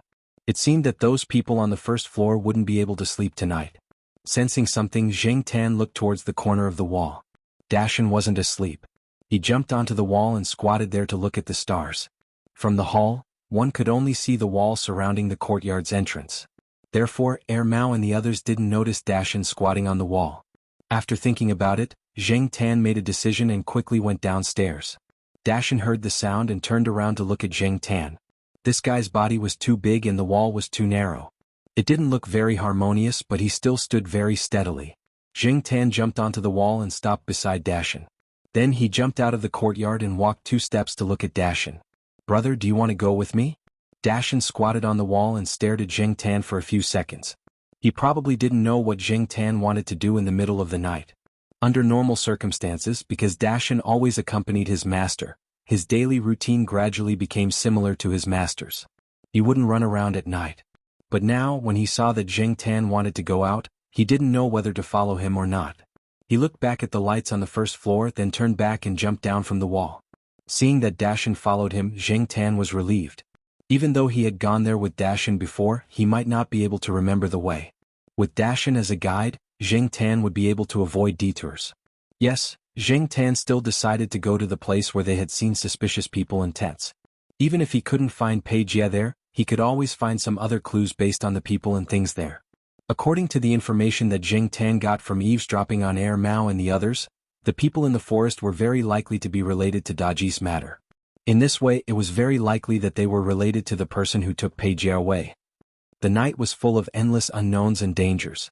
Many nocturnal animals that were quite a threat to Zheng Tan and the others would also be active. Zheng Tan took down the cat tag and hung it on a tree. That way, even if he ran far away, Mao and the others wouldn't be alerted. Before they really found useful information, Zheng Tan didn't want to distract Mao and the others. In fact, the journey at night wasn't that difficult for Zheng Tan. After all, cats had good night vision and wouldn't be lost in the dark like humans. But even so, the journey was much slower than the last time. One was that Dashan wasn't used to walking around at night, and sneaking out at night, Dashan was still suspicious. He would probably be scolded when he went back, so he wasn't as decisive as last time. When it was almost dawn, Zheng Tan passed by a place and smelled a familiar scent. It was left behind by Pei Jie, and the other was the person who took Pei Jie away. As expected, Pei Jie was brought here. It was a worthwhile trip.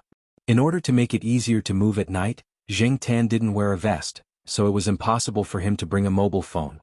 Without a mobile phone and the cat tag was left in the yard, he had to think of another way to inform Mao and the others. Zheng Tan and Dashan couldn't fight against those people alone. Dashan apparently also recognized Pei Jie's scent. This time he ran more decisively and didn't hesitate like before. The person who took Pei Jie away should have entered the forest from another road, probably to get rid of Mao and the others. Following the scent, Zheng Tan and Dashan quickened their pace. It was already dawn. Usually, Dashan would get up and turn on the alarm clock at this time. Even if he didn't sleep the whole night at this time, Dashan was much more energetic. Of course, it was also because he was excited to find Pei Jie's scent. It was the same place, the same tent where the animals were kept. There were originally only 2 tents around the tent, but now there was one more. Someone must have joined in. With the experience from last time, Zheng Tan didn't go near the tent for the time being. There were people guarding the tent and they looked like they were asleep. However, Zheng Tan didn't dare to take the risk. Those people were too alert, and the slightest carelessness could cause more harm than good. Dashan didn't move either. Every movement was careful and quiet, as he was afraid of alerting the people over there. Jing Tan thought for a while and retreated far away from those people's alert range. After Jing Tan moved, Dashan quickly retreated. It had to be said that Dashan was indeed very smart. This kind of intelligence wasn't because he was a fast learner, but because he knew how to act according to his ability. He knew that he wasn't a match for these people, and that he wouldn't be able to win if he rashly went up. Therefore, after finding Pei Liang's scent, he wanted to go back and report. Dashan planned to retreat first, then bring the others over. However, after running a few steps, he realized that Jing Tan was still there, and didn't seem to want to go back with him. He even stopped and waited. Jing Tan waved his hand and told Dashan to go back on his own. He planned to stay here and observe the situation. If there was an emergency, he could still help. After all, Pei Jie was just a child. Seeing that Jing Tan didn't want to leave, Dashan continued to run a few steps, then stopped and looked back. After running a distance, he looked back again. Seeing that Jing Tan didn't want to follow him, he continued to run. Jing Tan believed that Dashan could bring Air Mao and the others over. Dashan could understand some simple words, and he also knew the tail-wagging game. As long as he could bring them over, everything would be fine. Chapter 408. When Air Mao and the others realized that Jing Tan and Dashan were missing, the sun had already risen. There was no alarm clock, like Dashan today. If it were any other day, everyone would have noticed it immediately. However, it was a special situation now. Everyone's attention was on Pei Jie's case. They had been analyzing and discussing the whole night, and their eyes were bloodshot. After all, their master was old and couldn't stay up with them. At 3 or 4 o'clock in the morning, he was persuaded to rest by Air Mao and the others. He hadn't woken up yet. Air Mao and the others didn't make any big movements. The whole yard was unusually quiet. When everyone finally realized why the silence was unusual, they realized that the 2 cats weren't in the yard. With Pei Jie's disappearance, the first thing that came to everyone's mind was whether the 2 cats had been quietly killed. However, on second thought, that wasn't right. Celestine and Air Mao were very clear about the abilities of the black cat. It couldn't have been killed so easily. It would have howled if something happened, right? Moreover, Air Mao didn't call the police on his phone, which meant that the other party should still be nearby. Uncle Lin wanted to call someone to help look for the cat, but Air Mao stopped him. Wait, let me take a look first. Air Mao took out his phone and opened one of the icons. One of the bright spots was very clear. Nearby. When they heard Air Mao's words, they felt a little uneasy. If Air Mao was nearby, they would have shouted a few times. Although they had lowered their voices in fear of waking up their master, with the cat's hearing, it was enough to hear their words clearly. However, the fact was that there was no response at all. Air Mao held the phone and followed the signal on the screen until he saw the cat tag that Jing Tan had hung on the tree. The cat tag was taken by someone? Uncle Lin asked worriedly. He had a good impression of the black cat. He was just afraid that it had been killed. Air Mao took the cat tag and looked at it. He shook his head and said, "No, it wasn't taken by someone else. No one can take this cat tag except for itself." Air Mao said the last sentence very softly. Those who were a little further away couldn't hear it clearly. For example, Uncle Lin only heard the first sentence. He didn't hear the last sentence at all. Otherwise he would definitely be confused. What did Air Mao mean by, other than itself, no one can take down the cat tag? Senior brother Pei, I think Black Coal must have found some clues. That's why he left to look for clues. As for Big Mountain, I think he was called over to help, said Air Mao. Air Mao knew Jing Tan quite well. After all, they had been neighbors for so many years. It would be strange if he didn't know. Pei Liang nodded and did not say anything. Regardless of whether what Air Mao said was true or not, it was good that there was still hope. When Big Mountain returned, it was almost noon. Air Mao and the others went out to search but did not find much useful information. When they saw Big Mountain in the yard, their eyes lit up. Air Mao looked around the house and didn't see Jing Tan. Dashan, where's Black Coal? Air Mao asked. Big Mountain is back? The old master walked out of the house quickly and called Big Mountain over. Big Mountain listened to the old master the most. When the old master asked, Big Mountain was more cooperative. Hence, after the old master spoke, Air Mao and the others didn't say anything and listened closely. After living together for so many years, the old master knew Big Mountain's character and ability very well. Hence, the questions he asked were easier for Big Mountain to understand. Where's Black Coal? The old master asked. Because of Air Mao, the old master now called him Black Coal. Big Mountain also knew who this name referred to. When he was learning to play with a lighter, he had heard this name many times. When Big Mountain heard this, he glanced in a certain direction. Air Mao and the others memorized the meaning of this action. Big Mountain had a strong sense of direction. Since Big Mountain was looking in that direction, it meant that the black cat was somewhere in that direction. Where's Pejia? As he spoke, the old master took one of Pejia's clothes and gave it to Big Mountain to smell. It would be easier for Big Mountain to match the smell with the name, Pejia. Big Mountain's memory for smells was deeper than a name that he had not heard for a long time. Sure enough, when Big Mountain heard the name Pejia, he was a little confused. However, after smelling the smell he was a little excited. After hurriedly turning around, he wanted to walk out of the door but was stopped by the old master. The old master brought Big Mountain in front of him. He looked at Big Mountain and said almost word by word, "Found it?" Usually, the old master and Big Mountain played a similar game of looking for things. Hence, Big Mountain could understand this question. When Big Mountain heard this, he raised his tail and swung it down hard. This action represented the yes in the yes game of yes. "We really found it," Air Mouse said happily. Pei Liang was so excited that his eyes turned red. Now he was eager to find it. In the past, when they were at home, Pei Liang would teach Pejia a lesson with a stick every 2 to 3 days. This child was too naughty and would not behave unless he was beaten. He was always causing trouble. But now, even if he did not see this naughty child for a day, he would still feel all kinds of fear in his heart. As a man he could not cry and shout. He suppressed his emotions and could not vent them. His heart was filled with panic. He could only silently smoke one cigarette after another to relieve his emotions. Now, just hearing this news made Pei Liang's eyes ache. He blinked hard a few times but could not suppress this feeling. Instead, it became more and more intense. The old master sat back and waved his hand. He said to Air Mao and the others, "Go." He was old and could not go out with Air Mao and the others to look for Pejia. "Master here?" Celestine looked at the old master. "Don't worry. They are here. It will be fine. You just have to be careful." The old master pointed to the few people who followed them. Among them, there were people who came from the provincial capital to assist in the investigation. There were also a few people who were on good terms with the village. They were all here to protect them. There was no need to worry that someone would take advantage of the situation and harm the elderly and children here. The cooperation of the 3 brothers was more reliable than others. The old master was very confident in his disciples.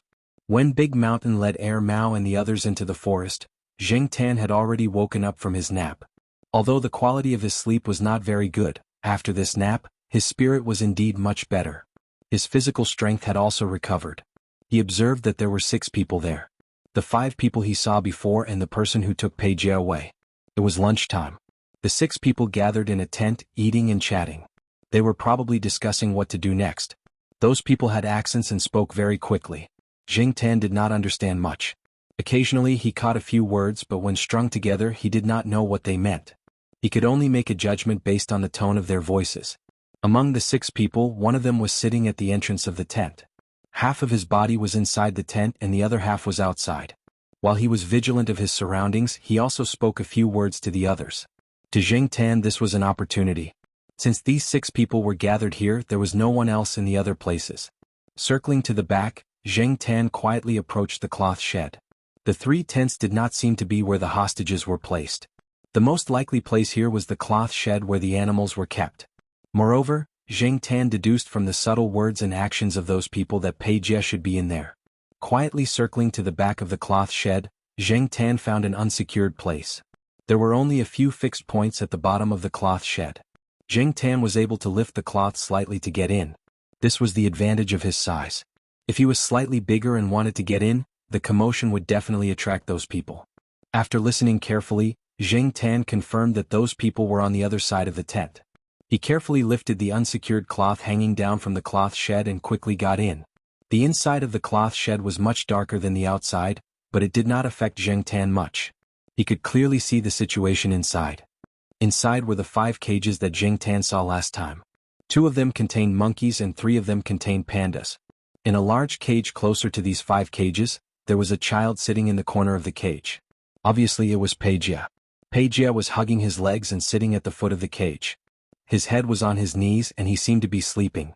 The mental state of the animals in the 5 cages was similar to last time. They were not in a good state. They were listless and did not notice Zheng Tan. Only the one beside Pejia's cage was slightly more energetic. When Zheng Tan walked over, the little guy saw Zheng Tan, but he did not make a sound and only stared at him curiously. It seemed that this animal rarely made a sound, which was a good thing for the current situation. The red panda stood by the cage and looked at Jing Tan as it raised its hand to play with the fur by its mouth. Jing Tan walked to Pei Jie's side. The metal mesh of the cage was more dense and he could not squeeze in. He could only stretch out his claws and gently push Pei Jie. Pei Jie wasn't in a deep sleep. After being pushed, he woke up and looked around in confusion. It was still a dark environment and there was the stench of animal feces. However, after being forced to smell it for a day, Pei Jie was already a little numb. Besides, he also had a share of this stench. He had peed a few times. Pei Jie did not notice anything unusual. Just as he was about to continue sleeping, his arm was touched again. He turned his head and met a pair of eyes. Pei Jie almost screamed in shock. Fortunately, this child's mental fortitude was good and he held it in. Pei Jie carefully identified it and realized that it was a cat that pushed him just now. It could not be helped. The environment here was still too dark for Pei Jie. Jing Tan was now in an even darker place. Pei Jie could not see the objects inside clearly like Jing Tan. In addition, Jing Tan was dark to begin with. If his eyes could not reflect light, Pei Jie probably would not have found Jing Tan so easily. However, he did not think that it was Jing Tan himself. He only thought that it was a wild cat in the forest. The cage was still too small for Pei Jie. Even if he sat in a corner of the cage, it occupied nearly a quarter of the cage's cross-section. Pei Jie could not stand up straight in the cage at all. He had to bend over when he got up. Jing Tan also thought that Pei Jie probably did not see clearly. He glanced around and then walked to the small window left by the cloth shed. The light shining in from outside the window projected on the uneven ground. Pei Jie only saw it clearly when Jing Tan walked there. Black charcoal? Although he was very excited, Pei Jie remembered that he was trapped here. He was afraid that he would attract the attention of those people if he was too loud, so he lowered his voice. Jing Tan was very satisfied with Pei Jie's performance and walked to the side of the cage again. Pei Jie looked at Jing Tan and began to cry. Since Jing Tan was here, then his father and Uncle Air Mao should be nearby, right? Pei Jie suddenly felt that his dark childhood had seen the light again. The little brat who thought that he was a man who would bleed but not cry now could not stop his tears from falling. Black charcoal, I was wrong. I shouldn't have taken your things. I shouldn't have tried to pick the lock without asking for permission. Pei Jie lowered his voice and admitted his mistake. Because his voice was too low, sometimes only his mouth could be seen but no sound came out. However, Jing Tan could still tell what the child was saying from the few words he said and the shape of Pei Jie's mouth. His tone was very sincere and his expression was even more moving. However, Jing Tan felt that Pei Jie's words were so smooth. There was not even a pause. Pei Jie had said similar words many times, but at this moment, Pei Jie was really regretting it. If he had not been curious about the box and had not taken it out of the yard, would he not have met that stranger? Uncle Lin would not have been knocked unconscious, his two siblings would not have been in danger, and he would not have been picked up by the bad guy like a chick. Chapter 409. After Pei Jie finished his confession and cried, there was hope in his heart now and he wasn't so afraid anymore. Raising his sleeve to wipe his face, Pei Jie began to ask, Black charcoal, do you have a listening device on you? Do you have a communicator or something? This was obviously a child who watched too much TV and his imagination followed the TV. At home he was used to talking to Chi Dada the monkey.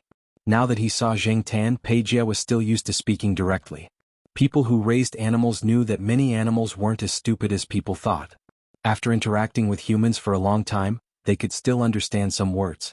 In Pei Jie's heart, he always felt that many animals could understand human language, such as his family's Chi Dada and the black cat in front of him.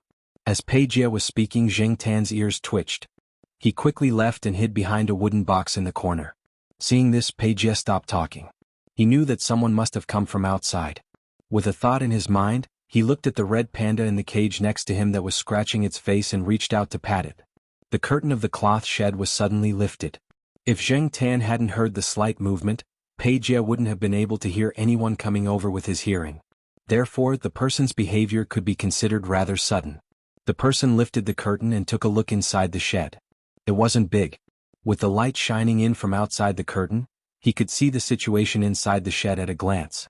There was no place to hide people here, so the person came over to take a look.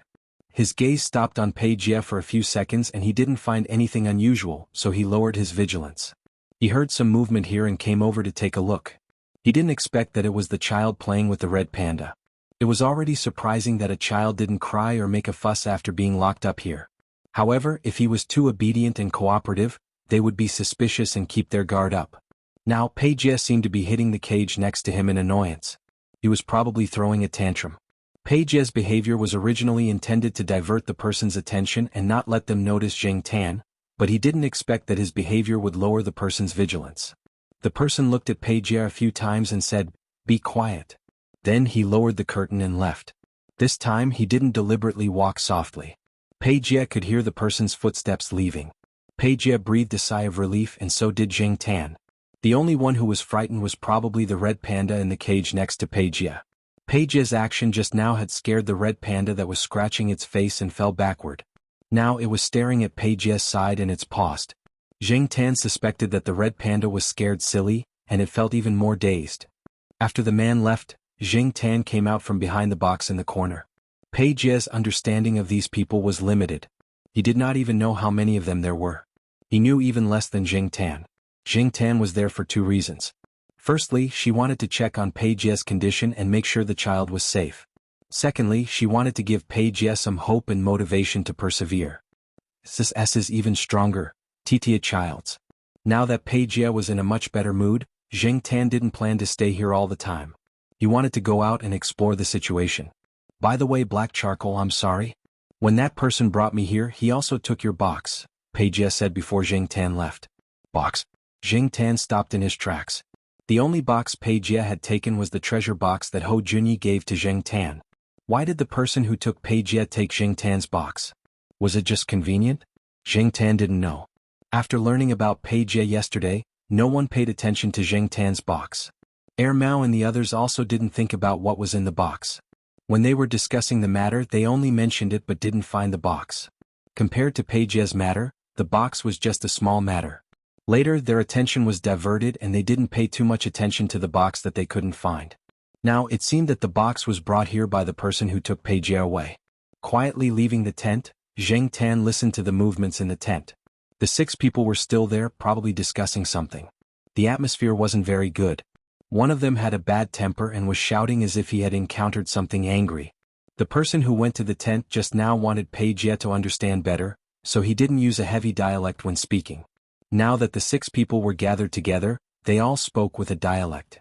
2 of them spoke slightly better, but when they spoke quickly, Jing Tan still couldn't understand what they were saying. Jing Tan took advantage of the time when they were discussing something and went around the back of the tent. There were 3 tents and 6 people were in one of them. Jing Tan definitely couldn't enter the tent with people, but he could take a look at the other 2 tents. The last time he was here there were only 2 tents. Now, there was an extra one that might be related to the person who took Pei Jie away. The box was most likely in this new tent. While the people were arguing fiercely, Jing Tan found a gap and went into the new tent. Fortunately, Jing Tan's guess was right. The box was placed in there. After Jing Tan came in, he glanced around and found it. However, there were a few obvious scratches on the box as if they were made by sharp metal objects. Especially around the combination lock, other than the scratches, there were some signs of impact. Obviously, the person who took the box tried to open it. However, Jing Tan didn't expect the quality of Hou Junyi's treasure box to be so strong. In fact, when the other party caught Pei Jie, they noticed the box Pei Jie was carrying. These people were quite knowledgeable and had good eyesight. They could tell at a glance that the material of the box was not ordinary. Hence, they thought that there might be something valuable inside, so they took it. The box was a bit heavy for a child, but for people like them, this weight was nothing. However, the person didn't expect that after taking the box, he couldn't open it. He originally wanted to try other methods, but he was delayed by something and didn't have the time to open the box. This gave Jing Tan a chance. After listening to the movements outside and confirming that the 6 people were still in the tent, Jing Tan quickly dialed the combination lock and opened the box. Jing Tan had studied the contents of the box when he was free. There were a few compartments inside, and after pulling them open they spread out in a gradient. The top few compartments contained some small tools such as compasses, band-aids, whistles, etc. In one of the compartments, there was a palm-sized flat medicine box that contained all kinds of medicine. There were a lot of things that Jing Tan couldn't use. However, when Jing Tan went with the Jiao family to send the Jiao Yuan to Beijing, Hou Junyi told him about the various items in the treasure box and how to use them. Jing Tan didn't remember everything, but the things that left a deep impression were the things in the box at the bottom. On the lowest level, Jing Tan took out the box and opened it to take a look. Inside the box, there was a metal object that looked like an automatic pencil. Next to the automatic pencil, there was a slender cylinder. At first glance, people who didn't know would think that it was an automatic pencil lead. The cylinder could be opened at both ends, and there were some granular things inside. The automatic pencil was equivalent to a launcher, and the things inside the cylinder were specially made bullets. According to Ho Junyi, the pointy bullets were tranquilizer bullets, and the flat bullets were stun bullets. The latter was twice as big as the former, so there were fewer of them. Zheng Tan counted 5 tranquilizer bullets and 2 stun bullets. The person who brought the box over would never have thought that the box, which he thought was very likely to contain valuable things, would become Zheng Tan's useful tool. He originally planned to make a lot of money, but unfortunately this was actually a suicidal act. Zheng Tan looked at the pen and pencil lead in his hand. He didn't know the effects of the pen and the 2 types of bullets. This thing was made by Ho Junyi's grandfather. It had been 3 years since Ho Junyi gave the box to him. During the summer vacation, Zheng Tan went to Fang Mingming's house in Beijing and met Ho Junyi. He heard from Ho Junyi that the kid now had a new treasure chest, and the tools inside were all upgraded. This special automatic pencil had also been improved for several generations. The one in the treasure chest that was given to Zheng Tan was more primitive. Compared to the equipment in Ho Junyi's hands, Zheng Tan's was definitely much more backward. However, Zheng Tan felt that this was already a very good emergency tool. With this, Zheng Tan would be able to defend himself. Something that could be given to Ho Junyi would definitely not be too dangerous and out of control. Therefore, the effects of these 2 types of bullets would definitely be limited and would not be fatal. They were more suitable for defense and emergency situations. There were too many things in the box, and there were also some very interesting gadgets. Unfortunately, Zheng Tan could not take everything. The box itself was too big of a target, so Zheng Tan could not just carry the box and leave safely. Therefore, Zheng Tan could only bring less things. Putting the pen and pencil lead aside, Zheng Tan closed the box and locked it again. Then he took the pen and pencil lead and looked for an opportunity to leave. An ordinary person could hold these 2 things with one hand, but Zheng Tan needed 2 hands. Since he used his hands to hold things, he could only use his legs to walk. Zheng Tan wanted to try the pen first. He wanted to know what to do. However, if he tried, in order to not make any movements and alert the enemy, Zheng Tan stayed a little further away. When he felt that the distance was about right, Zheng Tan climbed up a tree. It was relatively safer in a tree. After fumbling around for a while, Zheng Tan twisted the front 1/3 of the pen. He took a pointed bullet and put it in before twisting the pen again. He looked around. There was a blue-gray bird chirping in the tree in front of him. Zheng Tan aimed the tip of the pen at the unlucky bird. Without a scope, he could only rely on his intuition. Zheng Tan was not very confident in his first attempt. Fortunately, the bird was about the same size as the gray magpie in the school and was relatively close to him. Zheng Tan held the pen in one hand and pressed the button at the end of the pen with the other. Chapter 410. The effect was really remarkable. Zheng Tan jumped down from the tree and went to the bushes to take a look. He grabbed the bird's leg and shook it twice. A few feathers were shaken off and the bird's head was shaken to the side. There was no other reaction, but the bird didn't seem to be dead. As for whether it would die later, Zheng Tan didn't know. Zheng Tan was still exploring the effect of the tranquilizer bullet. Zheng Tan suddenly felt that he could no longer look at the automatic pencil directly. He estimated that when he saw the automatic pencil in the future, he would think of this thing in his hand now. Zheng Tan's technique wasn't good. If he was far away, he probably wouldn't be able to hit. Just like this bird, it was less than 3 meters away from Zheng Tan. Although it hit, it was a bit off. If it was 1 centimeter off, it would have been a waste of bullets. Fortunately, Zheng Tan's real target was people, so it was a big target. Zheng Tan pulled out the bullet from the bird's body and observed it. After the bullet was shot, there was a needle-like thing at the tip. When it hit the target, it would pierce the target's body. Even if the target was wearing clothes, as long as it wasn't the kind with good protection, it should be able to pierce through. Moreover, the needle had the tranquilizer effect. Regardless of whether Zheng Tan's technique was good or not, he could only explore this once. There were a total of 7 bullets. After using one, there were 6 left. There were 6 people over there. Zheng Tan couldn't afford to waste any more bullets. This was Zheng Tan's secret weapon to deal with sudden changes. Otherwise, Zheng Tan would have no chance of winning in a hand-to-hand fight. Overall, Zheng Tan was still very satisfied with this special pen. The only thing he wasn't satisfied with was that only 1 bullet could be installed at a time. If he wanted to fire again, he had to reinstall it. The bullet was also a one-time use item. After using it once, it couldn't be reused. Zheng Tan installed another tranquilizer bullet, then pulled a vine and tied the cylinder of bullets and the special pen to his back. It was easier to climb the tree. For the current Jing Tan, the tree was safer than the ground. Hiding in the tree was also not easy to be discovered. Not daring to leave for too long, Jing Tan once again approached the place where those people were stationed. The 6 of them were no longer arguing, but the atmosphere was not very good. Moreover, Jing Tan saw 2 people carrying big bags and packing things. This was not a good sign for Jing Tan. Jing Tan had originally planned to wait for Big Mountain to call for reinforcements, but looking at the behavior of these people, it seemed that they wanted to leave immediately. If they leave, will the animals in the shed be taken away? Would Pei Jie be taken away? If he was taken away, there was still a way out. He was just afraid that these people would find it troublesome and not plan to take him away. In this case, neither the animals nor Pei Jie would have a way out. Jing Tan panicked. Now he didn't know where Air Mao and the rest were. How long would it take for them to get here? He was afraid that when Air Mao and the others arrived, the 6 of them would have already left. If that happened, Pei Jie's situation would be even more dangerous. Of the 6 people on the other side, 2 of them were packing up their tents. The other 2 were holding a map and talking about something. They were probably planning where to escape to next. One of them was leaning against a tree and smoking. The last one carried a hunting rifle and entered the forest. Jing Tan thought for a moment and followed the person who entered the forest. Although he did not want to alert the enemy, Jing Tan was no longer in control of the current situation. If he waited any longer, Jing Tan was afraid that things would change. Of course, these people might not touch Pei Jie, but Jing Tan could not afford to gamble. He could only take action first. If not for the pen on his back, Jing Tan would continue to think of a way. But now that he had the tools, Jing Tan planned to try his best.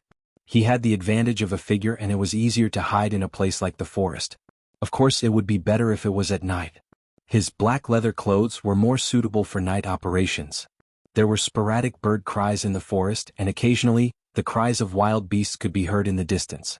The sun hung high in the sky. There were birds and insects. After the person who entered the forest was a certain distance away from the camp, he held his gun and looked around vigilantly. He could not see the camp from here.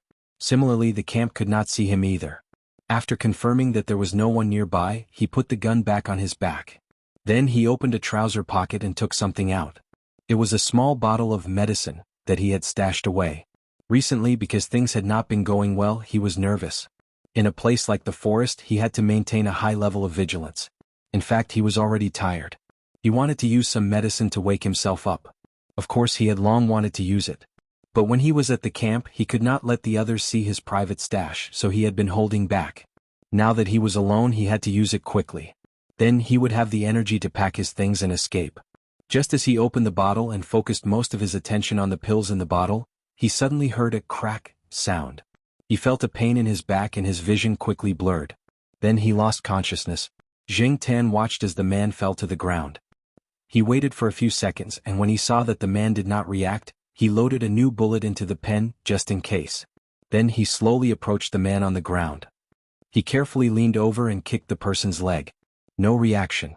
He kicked again. Still no reaction. Very good. He must have been hit.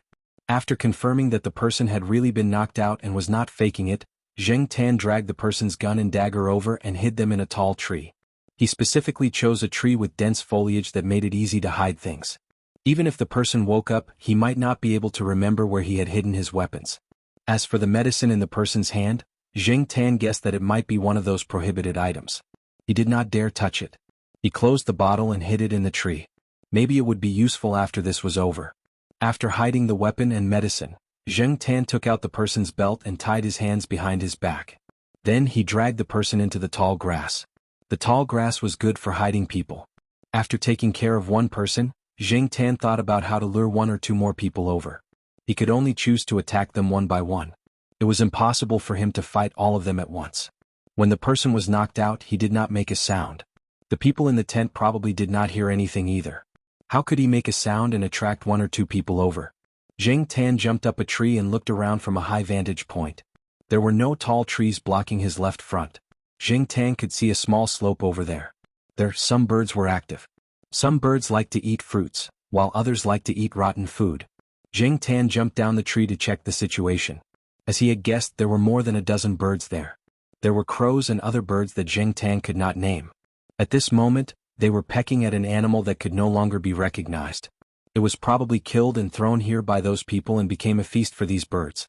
These birds did not retreat because of Zheng Tan's approach. Many animals in the wild would fight for food. Even some species that looked very gentle could not be underestimated. After all, the birds in the school were different from the birds in the wild. 2 birds saw Zheng Tan, but Zheng Tan did not see any retreat in their eyes. Instead, there was a fierce glint in their eyes.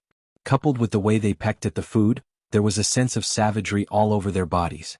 This made Zheng Tan, who had originally planned to jump over and scare these birds, pause. For safety's sake, Zheng Tan found a broken branch of a suitable size and swung it to charge forward. If he could not directly use his fists, he could at least use a stick, right? If he did not want to be beaten, he should take off quickly. On the other side of the tent, it was still the same as what Zheng Tan had seen earlier. However, when they heard more than a dozen birds suddenly fly up from somewhere, the 5 people stopped what they were doing at the same time and looked over with sharp eyes. Usually, in this kind of situation, unless someone or other animal startled the birds would not suddenly fly up in unison. The 5 people looked at each other and picked up their guns.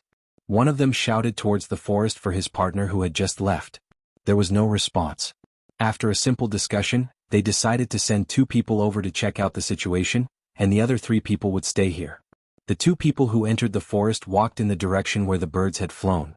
However, when they got there, they did not find any traces of people. "It should be an animal," said one of them.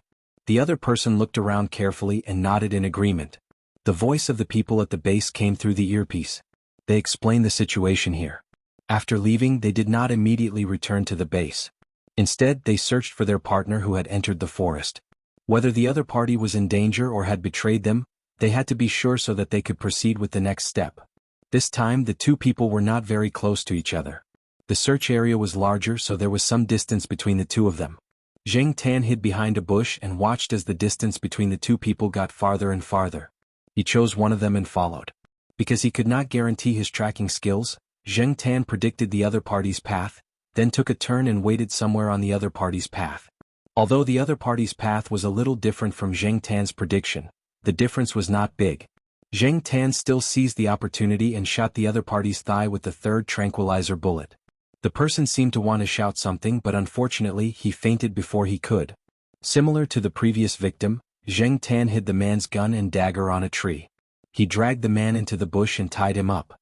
After changing the bullets, Zheng Tan used the same method on the 3rd person. The other party was very vigilant, and Zheng Tan almost missed. Fortunately, he had the advantage of his size. The target was small, and the other party would not easily notice him. Otherwise, if he was slightly bigger, he probably would not be able to avoid the other party's line of sight. There were still 3 people and 3 bullets left. The people in the tent waited for a while and contacted the 2 people who had just entered the forest to look for the person. But this time, it was destined that no one would respond. The sun in the sky was a little dazzling, and the air was a little hot and stuffy. It was clearly daytime and the temperature was fine, but the 3 people who stayed in the base felt that it was more frightening than the chill of the night. The 3 people went in one after another, and then there was no sound. Not a sound was heard. Who was it? If it was a betrayal, it was impossible for the 3 of them to escape without a sound, right? There was no warning at all. This matter was like a catalyst, instantly triggering the negative emotions in the people who were already mentally unstable. Someone must be coming. We can't stay here any longer. Leave immediately. If we're caught, we're done for. The person who had been packing up just now carried a bag and a gun and was about to leave. Bang! A gunshot rang out, and the person carrying the bag fell to the ground before he could take a few steps. There was a bloody hole in his chest. The person who had fired the gun was one of the people who had been studying the map just now. He was also the one who had captured Pagea. They had already roughly decided on the escape route and the next place to rest. He did not allow anyone to act on their own. If someone did not follow the plan and betrayed him by revealing his plan, then everything would be for naught. Therefore, when the other person carried the bag and was about to escape alone, he decisively took care of any hidden dangers with a shot. It was just a temporary accomplice. If he died, then he died. Dead people were tight-lipped. Keep an eye on him.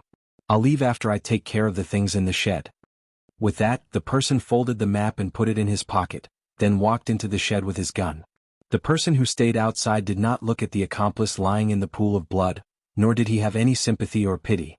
In his opinion, killing the other person was the right choice.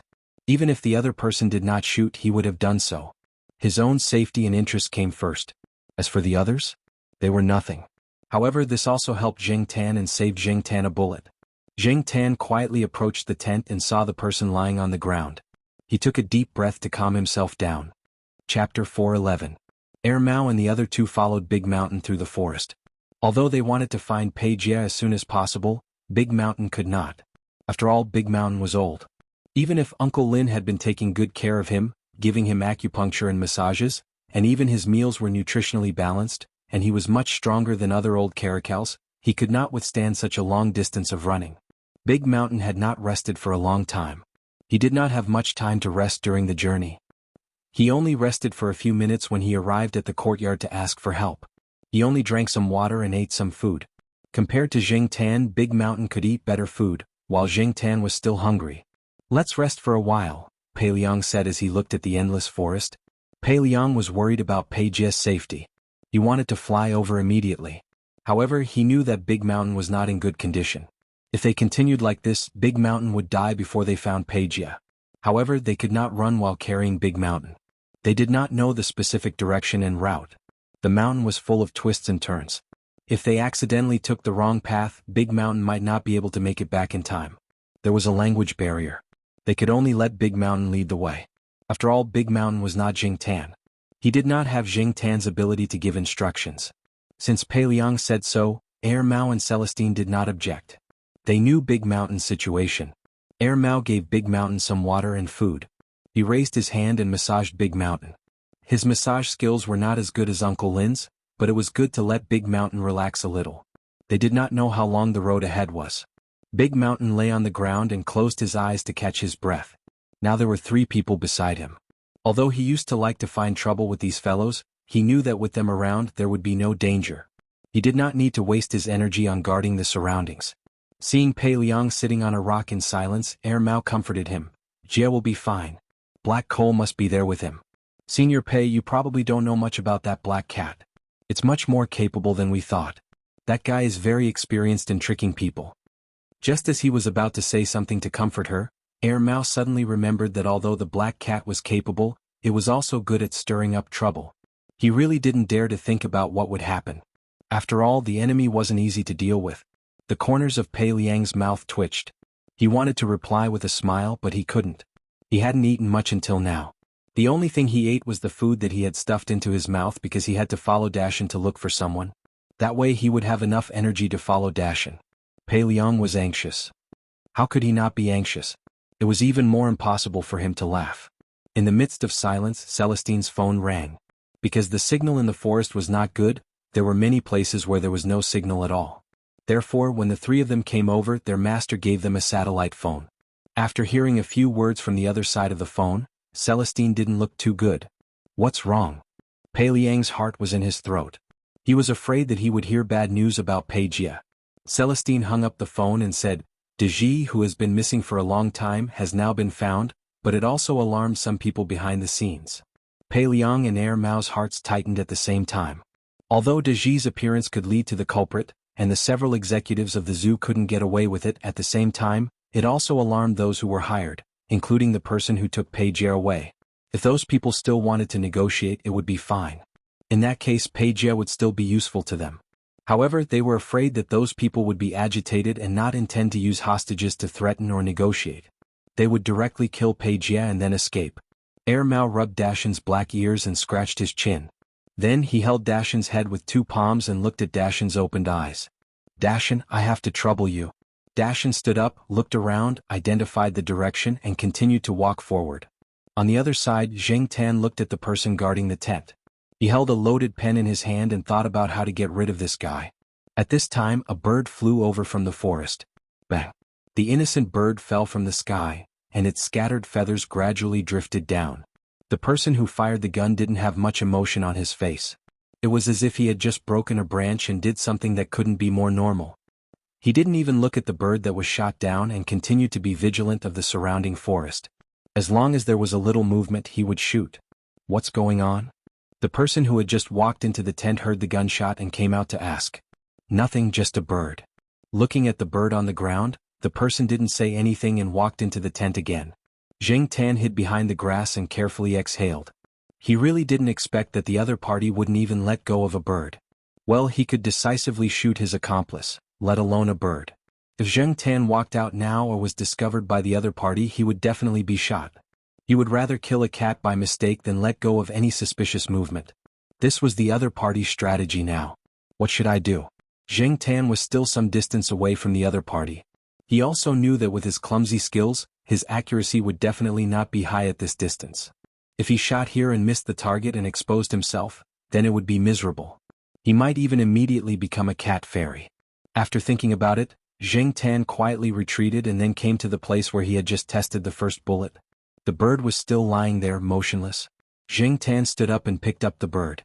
Looking at the bird in his hand, Zheng Tan thought to himself, "You're unlucky to have met a cat. I can only sacrifice you." Zheng Tan thought about throwing stones or other inanimate objects, but the other party obviously had a lot of experience in hunting in the forest. A stone or a bird, perhaps the other party could betray him at that moment. This way, Zheng Tan wouldn't be able to achieve his goal of distracting the other party. Regardless of whether the other party really had that kind of distinguishing skill, Zheng Tan planned to use the bird to try. It was a pity that he didn't know how to use a shotgun, and it wasn't convenient for him to use a shotgun. Otherwise, he would have just used a shotgun to kill these people. Zheng Tan shook his cat paws in disdain, carried the bird and sneaked back to the tent.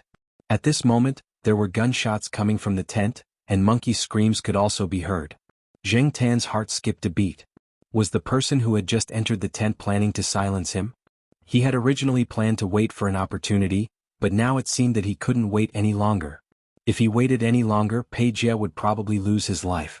The person standing by the tent would change direction every now and then. Zheng Tan was closest to the other party. When the other party turned sideways, he took a deep breath, raised his hand and threw the bird with all his strength. The other party's reaction was also fast. Based on the faint sound, he could tell that the object was flying from the air. When the other party's attention was on the bird, Zheng Tan quickly ran out of the bushes and ran towards the other party. Bang! A shot hit the target in the air. After this shot, the other party didn't stop. Although he didn't see clearly what was running out of the forest, he still wouldn't let go of any suspicious object. He quickly turned the muzzle of the gun. Bang! Another shot. It was just a hair's breadth away from success and failure. When Zheng Tan rushed over, he didn't think about anything else. He ran over at full speed. When he was close to the person, he pressed the pen and ran after shooting. When he heard the second gunshot, he even felt all the hair on his body stand up. A sense of extreme danger instantly descended upon him. However, he didn't care too much. After shooting the bullet in the pen, Zheng Tan ran to the back of the tent and jumped into the bushes. After waiting for a while, he didn't hear any other movements. He carefully looked outside. On the other side of the tent, the person who had been shooting just now was now on the ground. A small bullet was nailed to the other party's bare arm. Zheng Tan found a clod and threw it over with all his strength. He threw it at the other party's face. The clod hit the person and broke into several small pieces. The dust scattered, but the person who was hit still maintained the same appearance. The expression on his face didn't change much. Zheng Tan walked out of the bushes and jumped behind the tent. He looked again, then quickly rushed over and dragged the gun in the other party's hand. The person still didn't react. Looking at the bullet hole on the ground, it was less than a palm's distance from the route Zheng Tan ran to just now. If Zheng Tan was a little slower, he might have been shot. He still underestimated the ability of these people. Fortunately, there was only one person left here. Zheng Tan was temporarily relieved. He hid the gun in a nearby tree, then dragged the person into a tent.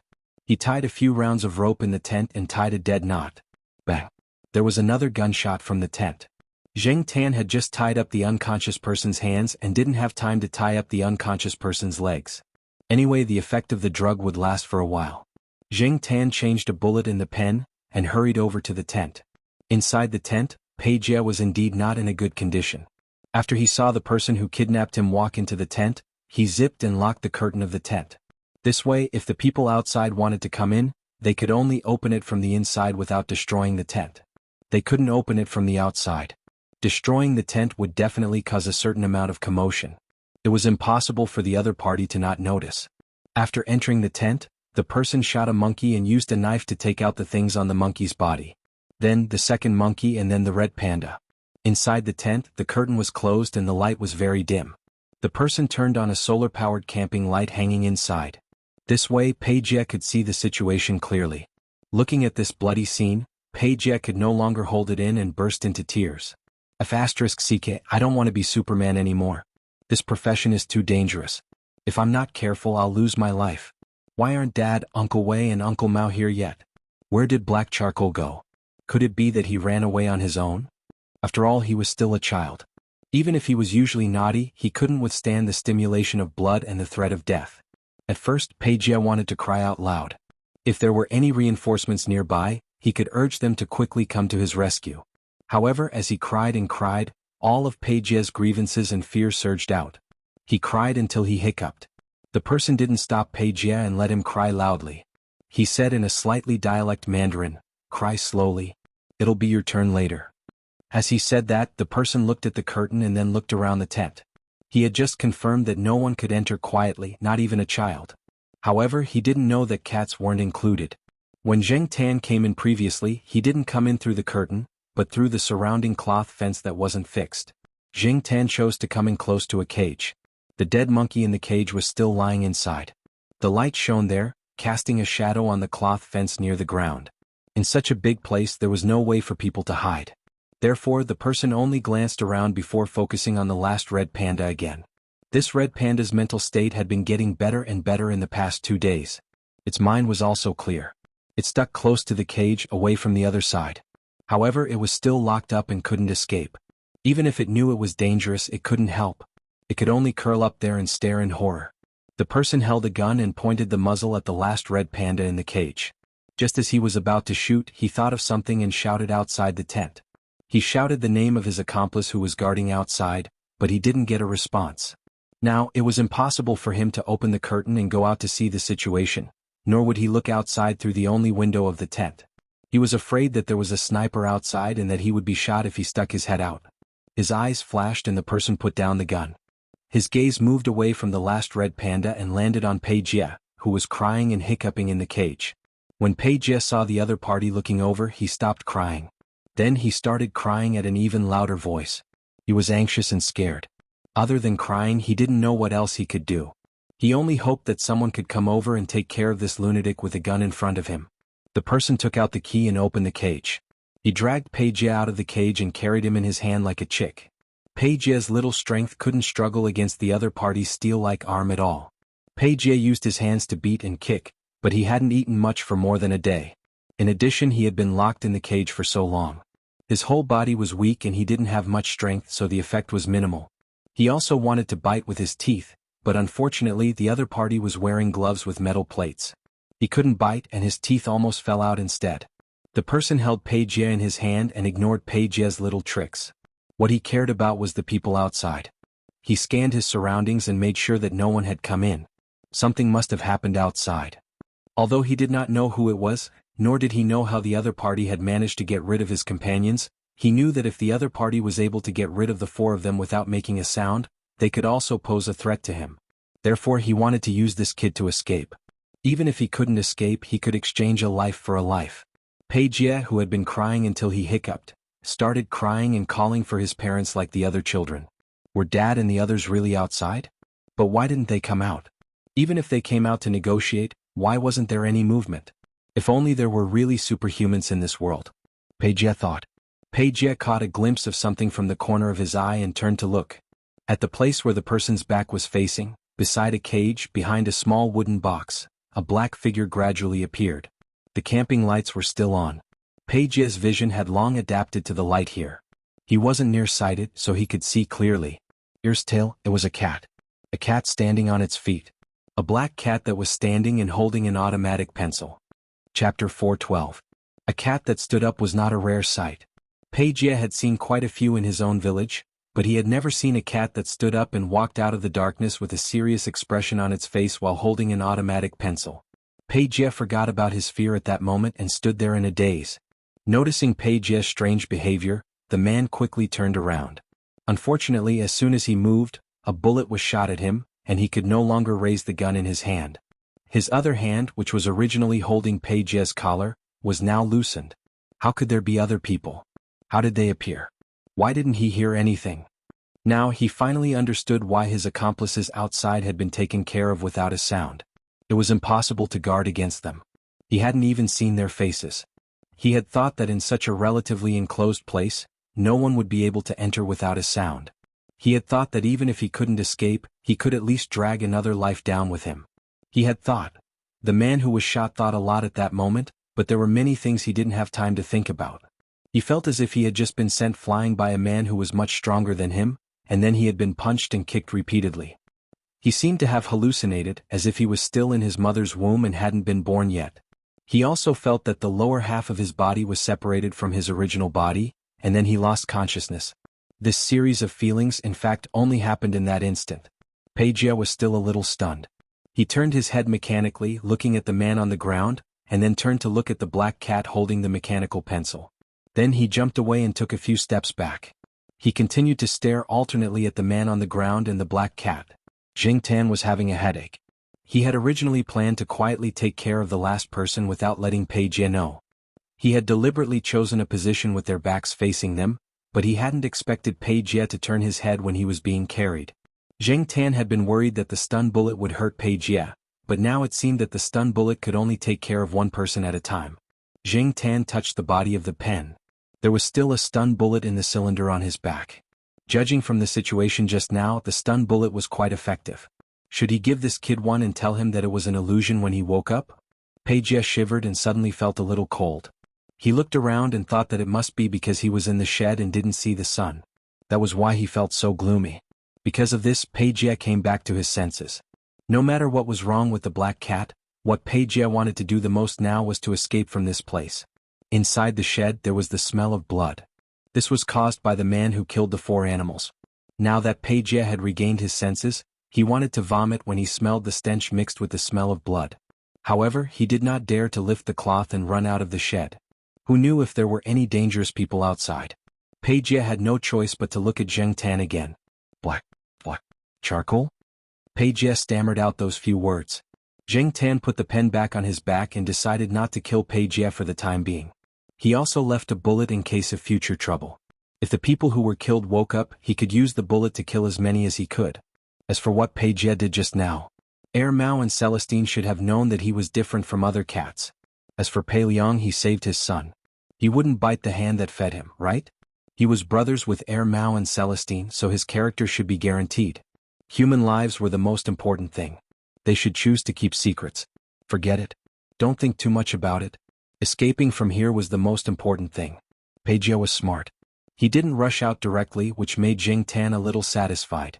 He knew what was good and bad, and he could choose the safest and most correct way. He should be able to keep a secret, right?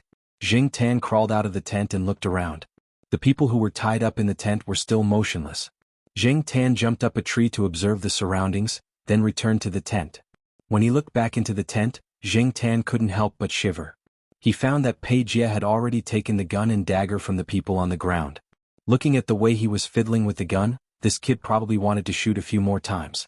The little kid who was crying and hiccuping a few minutes ago was now acting like he was the winner. Jing Tan suddenly understood why Pei Liang's family couldn't control this kid. With a gun, Pagea wasn't so afraid now. He had actually played with a shotgun before. There were a few old hunters in the village who had learned how to hunt with a shotgun. Pei Liang had also taught them. Although the gun in his hand was different from the ones in the village, Pagea was no stranger to this feeling. Some children were born not afraid of these things, and it was easier for them to accept them. For the current Pagea, the gun was still a little heavy and it was difficult to hold it.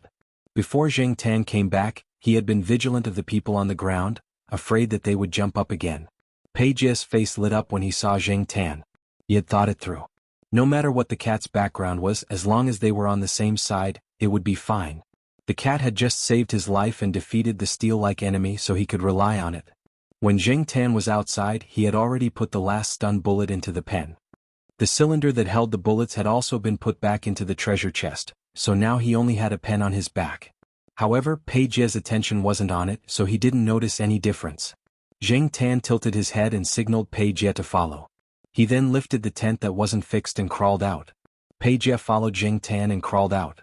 When he crawled out, he made a little noise, but fortunately he wasn't as big as an adult, so he could still crawl out. After he got out, he didn't forget to take the gun with him. Jing Tan led the way in front, while Pei Liang carefully followed behind. He knew that his hearing wasn't as good as Jing Tan's, so he just followed silently. He didn't doubt Jing Tan's judgment. Jing Tan remembered the places where the people he had defeated were. He just had to avoid those places and leave with Pei Jie. While walking, Jing Tan suddenly stopped. His ears twitched and he looked diagonally in front of him. Seeing Jing Tan like this, Pei Jie quickly found a place to hide. He thought that Jing Tan had found the enemy. Jing Tan didn't give Pei Jie any instructions. Instead, he quickly jumped onto a tree and looked in that direction. Although there were many trees of different heights blocking his view, he could still see a few flashing figures. The one in front was a touch of brown. Happy Jing Tan didn't walk forward. He lay on the branch and looked in that direction. Pei Jie, who was hiding behind the bushes, didn't understand Jing Tan's reaction. But soon he thought of a possibility. Black charcoal. Pei Jie whispered. When he saw Jing Tan looking over, he continued, "Is it my dad and the others?" Jing Tan thought for a moment and nodded. Ha!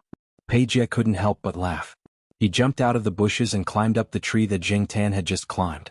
When Pei Liang ran over with his heart in his mouth, he saw Pei Jie, that brat, carrying a gun and hugging the trunk of a tree. He looked at them and grinned happily. Pei Jie's clothes were already dirty beyond recognition, and he looked very disheveled.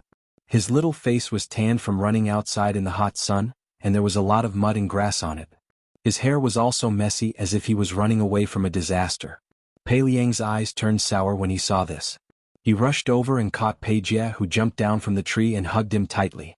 Seeing that Pei Jie was healthy and didn't lose an arm or a leg, although he looked a little miserable, he was fine and in good spirits. Mao and Celestine sighed in relief. Celestine first replied to the old man so that he wouldn't worry, but he didn't say much. He knew that the situation was a little complicated. "It's good that you're fine." Pei Liang was a little choked up. He took a few deep breaths to calm down. After he calmed down, Pei Liang first checked Pei Jie's injuries. Seeing that they were all small scratches and no other injuries, he was relieved. He passed some food to Pei Jie and applied some medicine to some of Pei Jie's wounds. Then he remembered and asked, "Where's the person who took you? How did you get out?" Pei Jie wiped his nose on Pei Liang's clothes and raised his finger to point at the tree. Pei Liang looked up and saw a familiar-looking black cat lying there. Mao and Celestine had an as-expected look on their faces, but they were still very curious as to how it was done. Being questioned, Pei Jie was a little hesitant. Should he say or not? "Let's find the person who took Pei Jie first," said Mao. If they wanted to find the person, they could only let Jing Tan lead the way. Mao let Big Mountain rest first. Big Mountain was really tired from the journey. He even slipped when he climbed the tree, but only on the tree did he feel safe. Big Mountain rested. Jing Tan brought Mao and Celestine over. Pei Liang stayed there temporarily to look after Pei Jie and Big Mountain. Half an hour later. In the open space beside the tent, 5 people were tied up and thrown there. Celestine held 5 bullets and studied them. They were all taken from the tied-up people in front of him. Celestine clicked his tongue twice and said to Jing Tan, "Capable, you're getting more and more capable. Does your cat father know that you're so awesome?" Jing Tan squatted at the side and looked down at the ants on the ground without replying. Anyway, he had done a meritorious deed this time. He didn't expect Celestine to thank him. He just wanted to help cover up this matter. After knowing each other for so long, Mao and Celestine should know the Jiao family's strategy of keeping a low profile. Jing Tan was only responsible for hiding his merit and reputation. Meanwhile, Mao was studying the pen that Jing Tan was carrying just now. Beside him was a box. Jing Tan had already opened the box and let them see what was inside. Jing Tan wanted Mao and Celestine to help cover up the aftermath. He chose to tell them more things so that they could make up a story to explain the situation. "Where did he get this toy?" Celestine looked at Mao. Mao was the one who carried the box along the way. "I heard that a child in Beijing gave it to Black Coal." Mao was also shocked. When did children's toys evolve to such a level? He had to ask the Jiao family when he got back. "Okay, I'll call Senior Pei and the others over and discuss how to make up this story." Mao put down the box and walked into the forest. Hearing Mao's words, Jing Tan was relieved. Although Mao was sometimes unreliable, he would definitely do what he said. When the person who was hit by the stun bomb woke up, he felt his whole body twisting. He heard someone talking, but he couldn't make out what it was. His muscles were still trembling and spasming. His face looked as if someone had injected him with Novocaine. His lips trembled, but he couldn't say a word. His lower lip felt like it was weighed down by dozens of kilograms. When Pei Liang saw that the person who took his son was waking up, he didn't show any mercy and punched him. The person who had just regained consciousness fainted again. In fact, Pei Liang also wanted to give this person a good beating. He even thought of quietly getting rid of him in the wilderness. Later he dismissed the idea. He could go through legal channels to get this person to accept the death penalty or be locked in prison for the rest of his life, but he couldn't privately get rid of him here. Pei Jie was still here. While Mao and the other two were discussing how to make up a story, Pei Jie was thinking about how to get the gun back from his father. "Dad, give me the gun. I don't want the bullets." "No way." Pei Jie wasn't convinced. "I gave it to you." Pei Liang didn't even look at him and replied, "Stop bullsh** ting. Pei Jie stiffened his neck and wanted to argue, but he choked and didn't say anything. It was true that he didn't give it to him completely. He only snatched it back after black charcoal knocked him to the ground. But no matter what, he snatched it from the enemy with his own hands. Chapter 413. The man who was knocked down by Zheng Tan's stun grenade had killed 4 animals. Mao had already found the items taken out from the bodies of the animals. As for the last survivor, the red panda with a dumb face, it was brought back to the yard with them. Uncle Lin, a senior veterinarian, was in the courtyard. He was good at everything. Uncle Lin also had a set of surgical tools at home and a specially built operating room for major animal surgery. 2 days after the operation, the red panda began to be energetic again. Uncle Lin's good skills were one of the reasons. The key was that the little guy's vitality was really strong. After the wound got better, Uncle Lin took it to the courtyard for a walk. Uncle Lin said that the red panda was only 1 year old. It was considered an underage child in this species. Probably before it was caught by those people, the mother beast drove it away not long ago. It was not used to living on its own. Now that it followed Uncle Lin, it found the feeling of living a leisurely life with the mother beast. As long as it was not driven away, it would stay here. This red panda was very close to Uncle Lin. Uncle Lin did not use a rope or something like that to tie it up. It also did not run around. Without Uncle Lin's instructions, it had been following him. The wound from the operation gradually began to heal, and it had no intention of running away. Thinking about it, it made sense. Staying at Uncle Lin's place, it had food, drinks, and was carefully taken care of. No one pointed a gun at it, so it did not have to worry about anything. Every day its favorite thing was to sit on a tree and eat a big apple. After eating, it would find a place with the sun to sit and start rubbing its face. Uncle Lin was not worried that it would go missing. Usually this little guy was very clean and did not poop everywhere. Zheng Tan always thought that this guy's habit of rubbing its face was actually just a habit of wiping its mouth with its palm or washing the hair around its mouth clean after eating. It was just like how cats would lick their paws and wipe their faces after eating. Because of this, Uncle Lin felt that it was quite easy to raise it. Usually he could take this little guy for a walk around, which was better than walking alone. Therefore, Uncle Lin greeted a familiar manager of the animal farm and applied for some certificates to keep the red panda there first. The reason was to observe it after the operation to prevent it from becoming ill. The people at the zoo didn't have any objections. Anyway, there were many red pandas in the zoo. One less wouldn't make a difference. It was just an insignificant matter to them. They just casually opened the door to ask for a favor. Uncle Lin said that this little panda was really lucky to be able to survive. Of the 5 animals that were locked up, it was the only one that survived. After surviving a great disaster, one was bound to have good fortune in the future. Therefore he named this little guy, Xiao Fu, and after a while it became Xiao Fu. The criminals were taken away by the police, and their weapons and drugs were confiscated. When the person who was knocked down by Zheng Tan with an electric shock bomb pleaded guilty, he insisted on asking who was in the tent at that time. He thought about it a lot but still couldn't guess who it was. He also analyzed the whole thing and found out which step went wrong to cause the final outcome. However, he would never have thought that his 2 biggest mistakes were that he was greedy for money and that he didn't know that there was a cat called Zheng Tan in this world. Pei Jie had also been questioned, but this child had been told by his father what to say and what not to say. He was also very good at lying. Moreover, when he was questioned by the police, he didn't know when, but he began to cry. The tears came as he wished. Pei Jie temporarily kicked aside the words, "Men bleed but don't cry," and said that this was called strategic crying, which was within the acceptable range. The person in charge of questioning Pei Jie didn't ask any more questions in the end. Don't underestimate children, never underestimate these little brats. Sometimes they are much more scheming than adults think. Pei Jie also promised Zheng Tan afterward that in order to repay the favor of saving his life, he would keep the truth of the matter hidden. A good man is loyal and never betrays. In fact, Pei Liang looked quite upright. It was a pity that Pei Jie didn't inherit his father's sense of justice. Instead, he got himself into trouble. When Pei Liang and Pei Jie were alone, Pei Liang wanted to comfort the child to prevent him from having any psychological trauma from his childhood. However, he found that this child's nerves were too strong. Other than a small obstacle, he was very good. Even when he talked about what happened at that time, he was able to speak clearly. Not only was his words clear, but he also knew how to exaggerate. It was like telling a story. What was clearly a very normal thing became a fantasy in his mouth.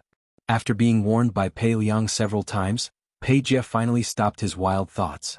I was really scared at that time. Dad, you don't know. In the pitch-black shed, all I could smell was the smell of the monkey and the red panda's feces and urine. All I could see was the cold steel cage and the stupid red panda next to it, Pei Jie said. Hearing this, Pei Liang was immediately dissatisfied. He frowned and said, "What are you talking about? That's not stupid, that's charmingly naive." "Oh, it's the spring and autumn calligraphy that you mentioned before. I felt uneasy when I saw its charmingly naive look." Can the word uneasy be used? Pei Liang was speechless. Pei Liang took a deep breath and was about to say something when Pei Jie raised his hand and pointed in a direction. He followed Pei Jie's finger and looked over. Not far from the two of them, Big Mountain was playing with an apple. His two paws moved back and forth like a ball. In front of Big Mountain stood the red panda. Its eyes were fixed on the apple that Big Mountain was moving, and its head moved left and right. Big Mountain was obviously teasing the red panda. After moving the apple back and forth a few times, it jumped onto the wooden table in the yard with the apple in its mouth. Then it placed the apple on the edge of the wooden table so that the red panda could see but not touch it. Big Mountain squatted by the side and watched. The wooden table was just a little higher for the red panda. Therefore the guy stood up and raised his two front paws, jumping to grab the apple on the edge of the table. At this time, Pei Jie shouted in the tone of a palace eunuch on TV. Xiao Fuzi, the red panda who was jumping around the table, turned its head, but its movements were unstable. Because of this distraction, it leaned back and sat on the ground, flipping over. Pei Jie retracted his gaze and said to Pei Liang, "Hey, it's charmingly naive." Pei Liang didn't speak. Seeing that Pei Liang was about to get angry, Pei Jie quickly changed the topic. "Hey Dad, even if Chi Dada was there, he might not have done better than black charcoal. That cat is really awesome. Why don't we raise one at home? Especially the pure black ones." Pei Liang snorted. "Do you think that every black cat is black charcoal? That's true. Just like there's only one Chi Dada, there's only one black charcoal. One is enough." Pei Liang said in his heart, "One cat can handle such a thing. If there's another one, won't the sky be turned upside down?" Gradually, the day of return gradually came. The originally scheduled return time had actually passed. Because of this incident, they stayed here for another week. After settling everything here, everyone planned to return.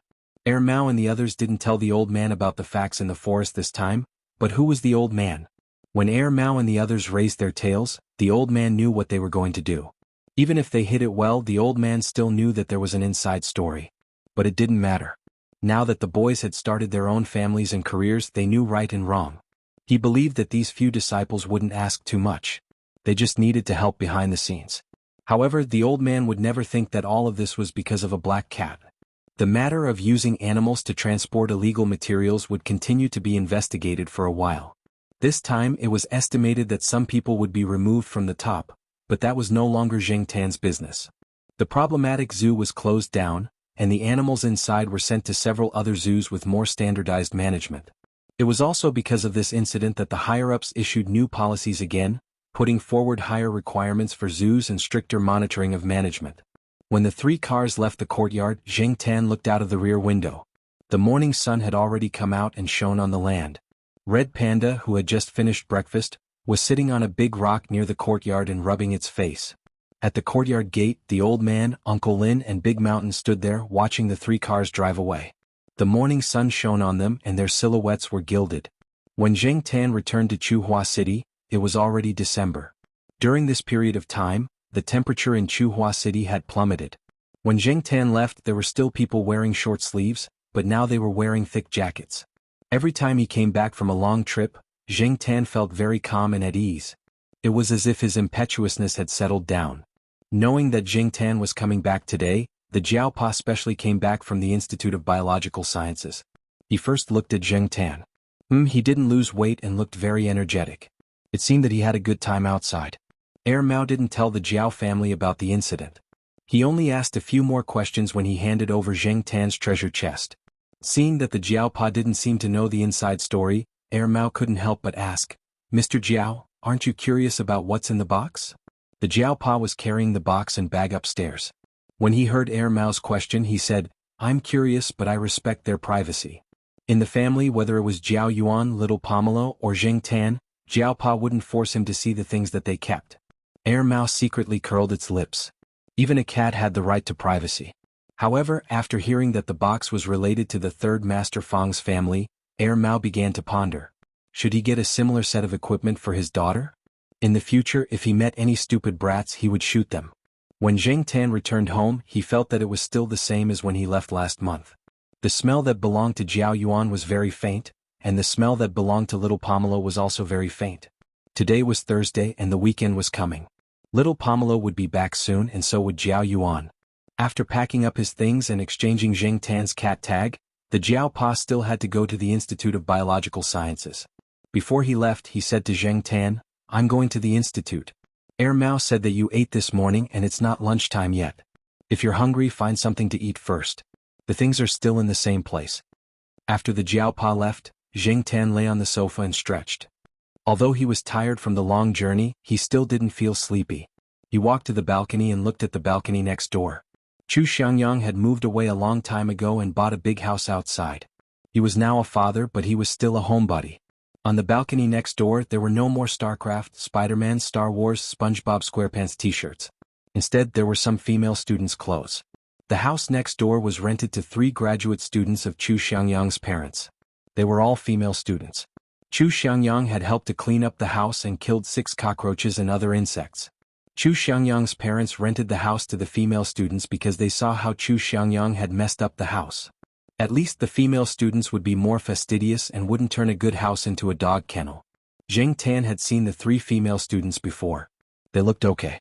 In fact, he was used to seeing them and felt that they were not bad. They had good temperament and good character. Sometimes they would invite Zheng Tan over to play and share some food with him. They were all good people. In fact, the 3 female students liked General the most. It was a pity that General had been taken to the south for the winter. Otherwise, they would often hear General singing love songs downstairs. Everyone in the building made fun of Professor Tan, making him feel awkward a few times. Professor Tan felt wronged. Those love songs, especially those very explicit ones, were mostly not taught by him. After basking in the sun on the balcony for a while, Zheng Tan still didn't feel sleepy. He decided to go downstairs for a walk. Depang wasn't at home. Old Madam had taken him to visit relatives. Huang was playing with Little Blossom and Yo Zhuangzhuang on the grass. The sheriff, there was no sign of him.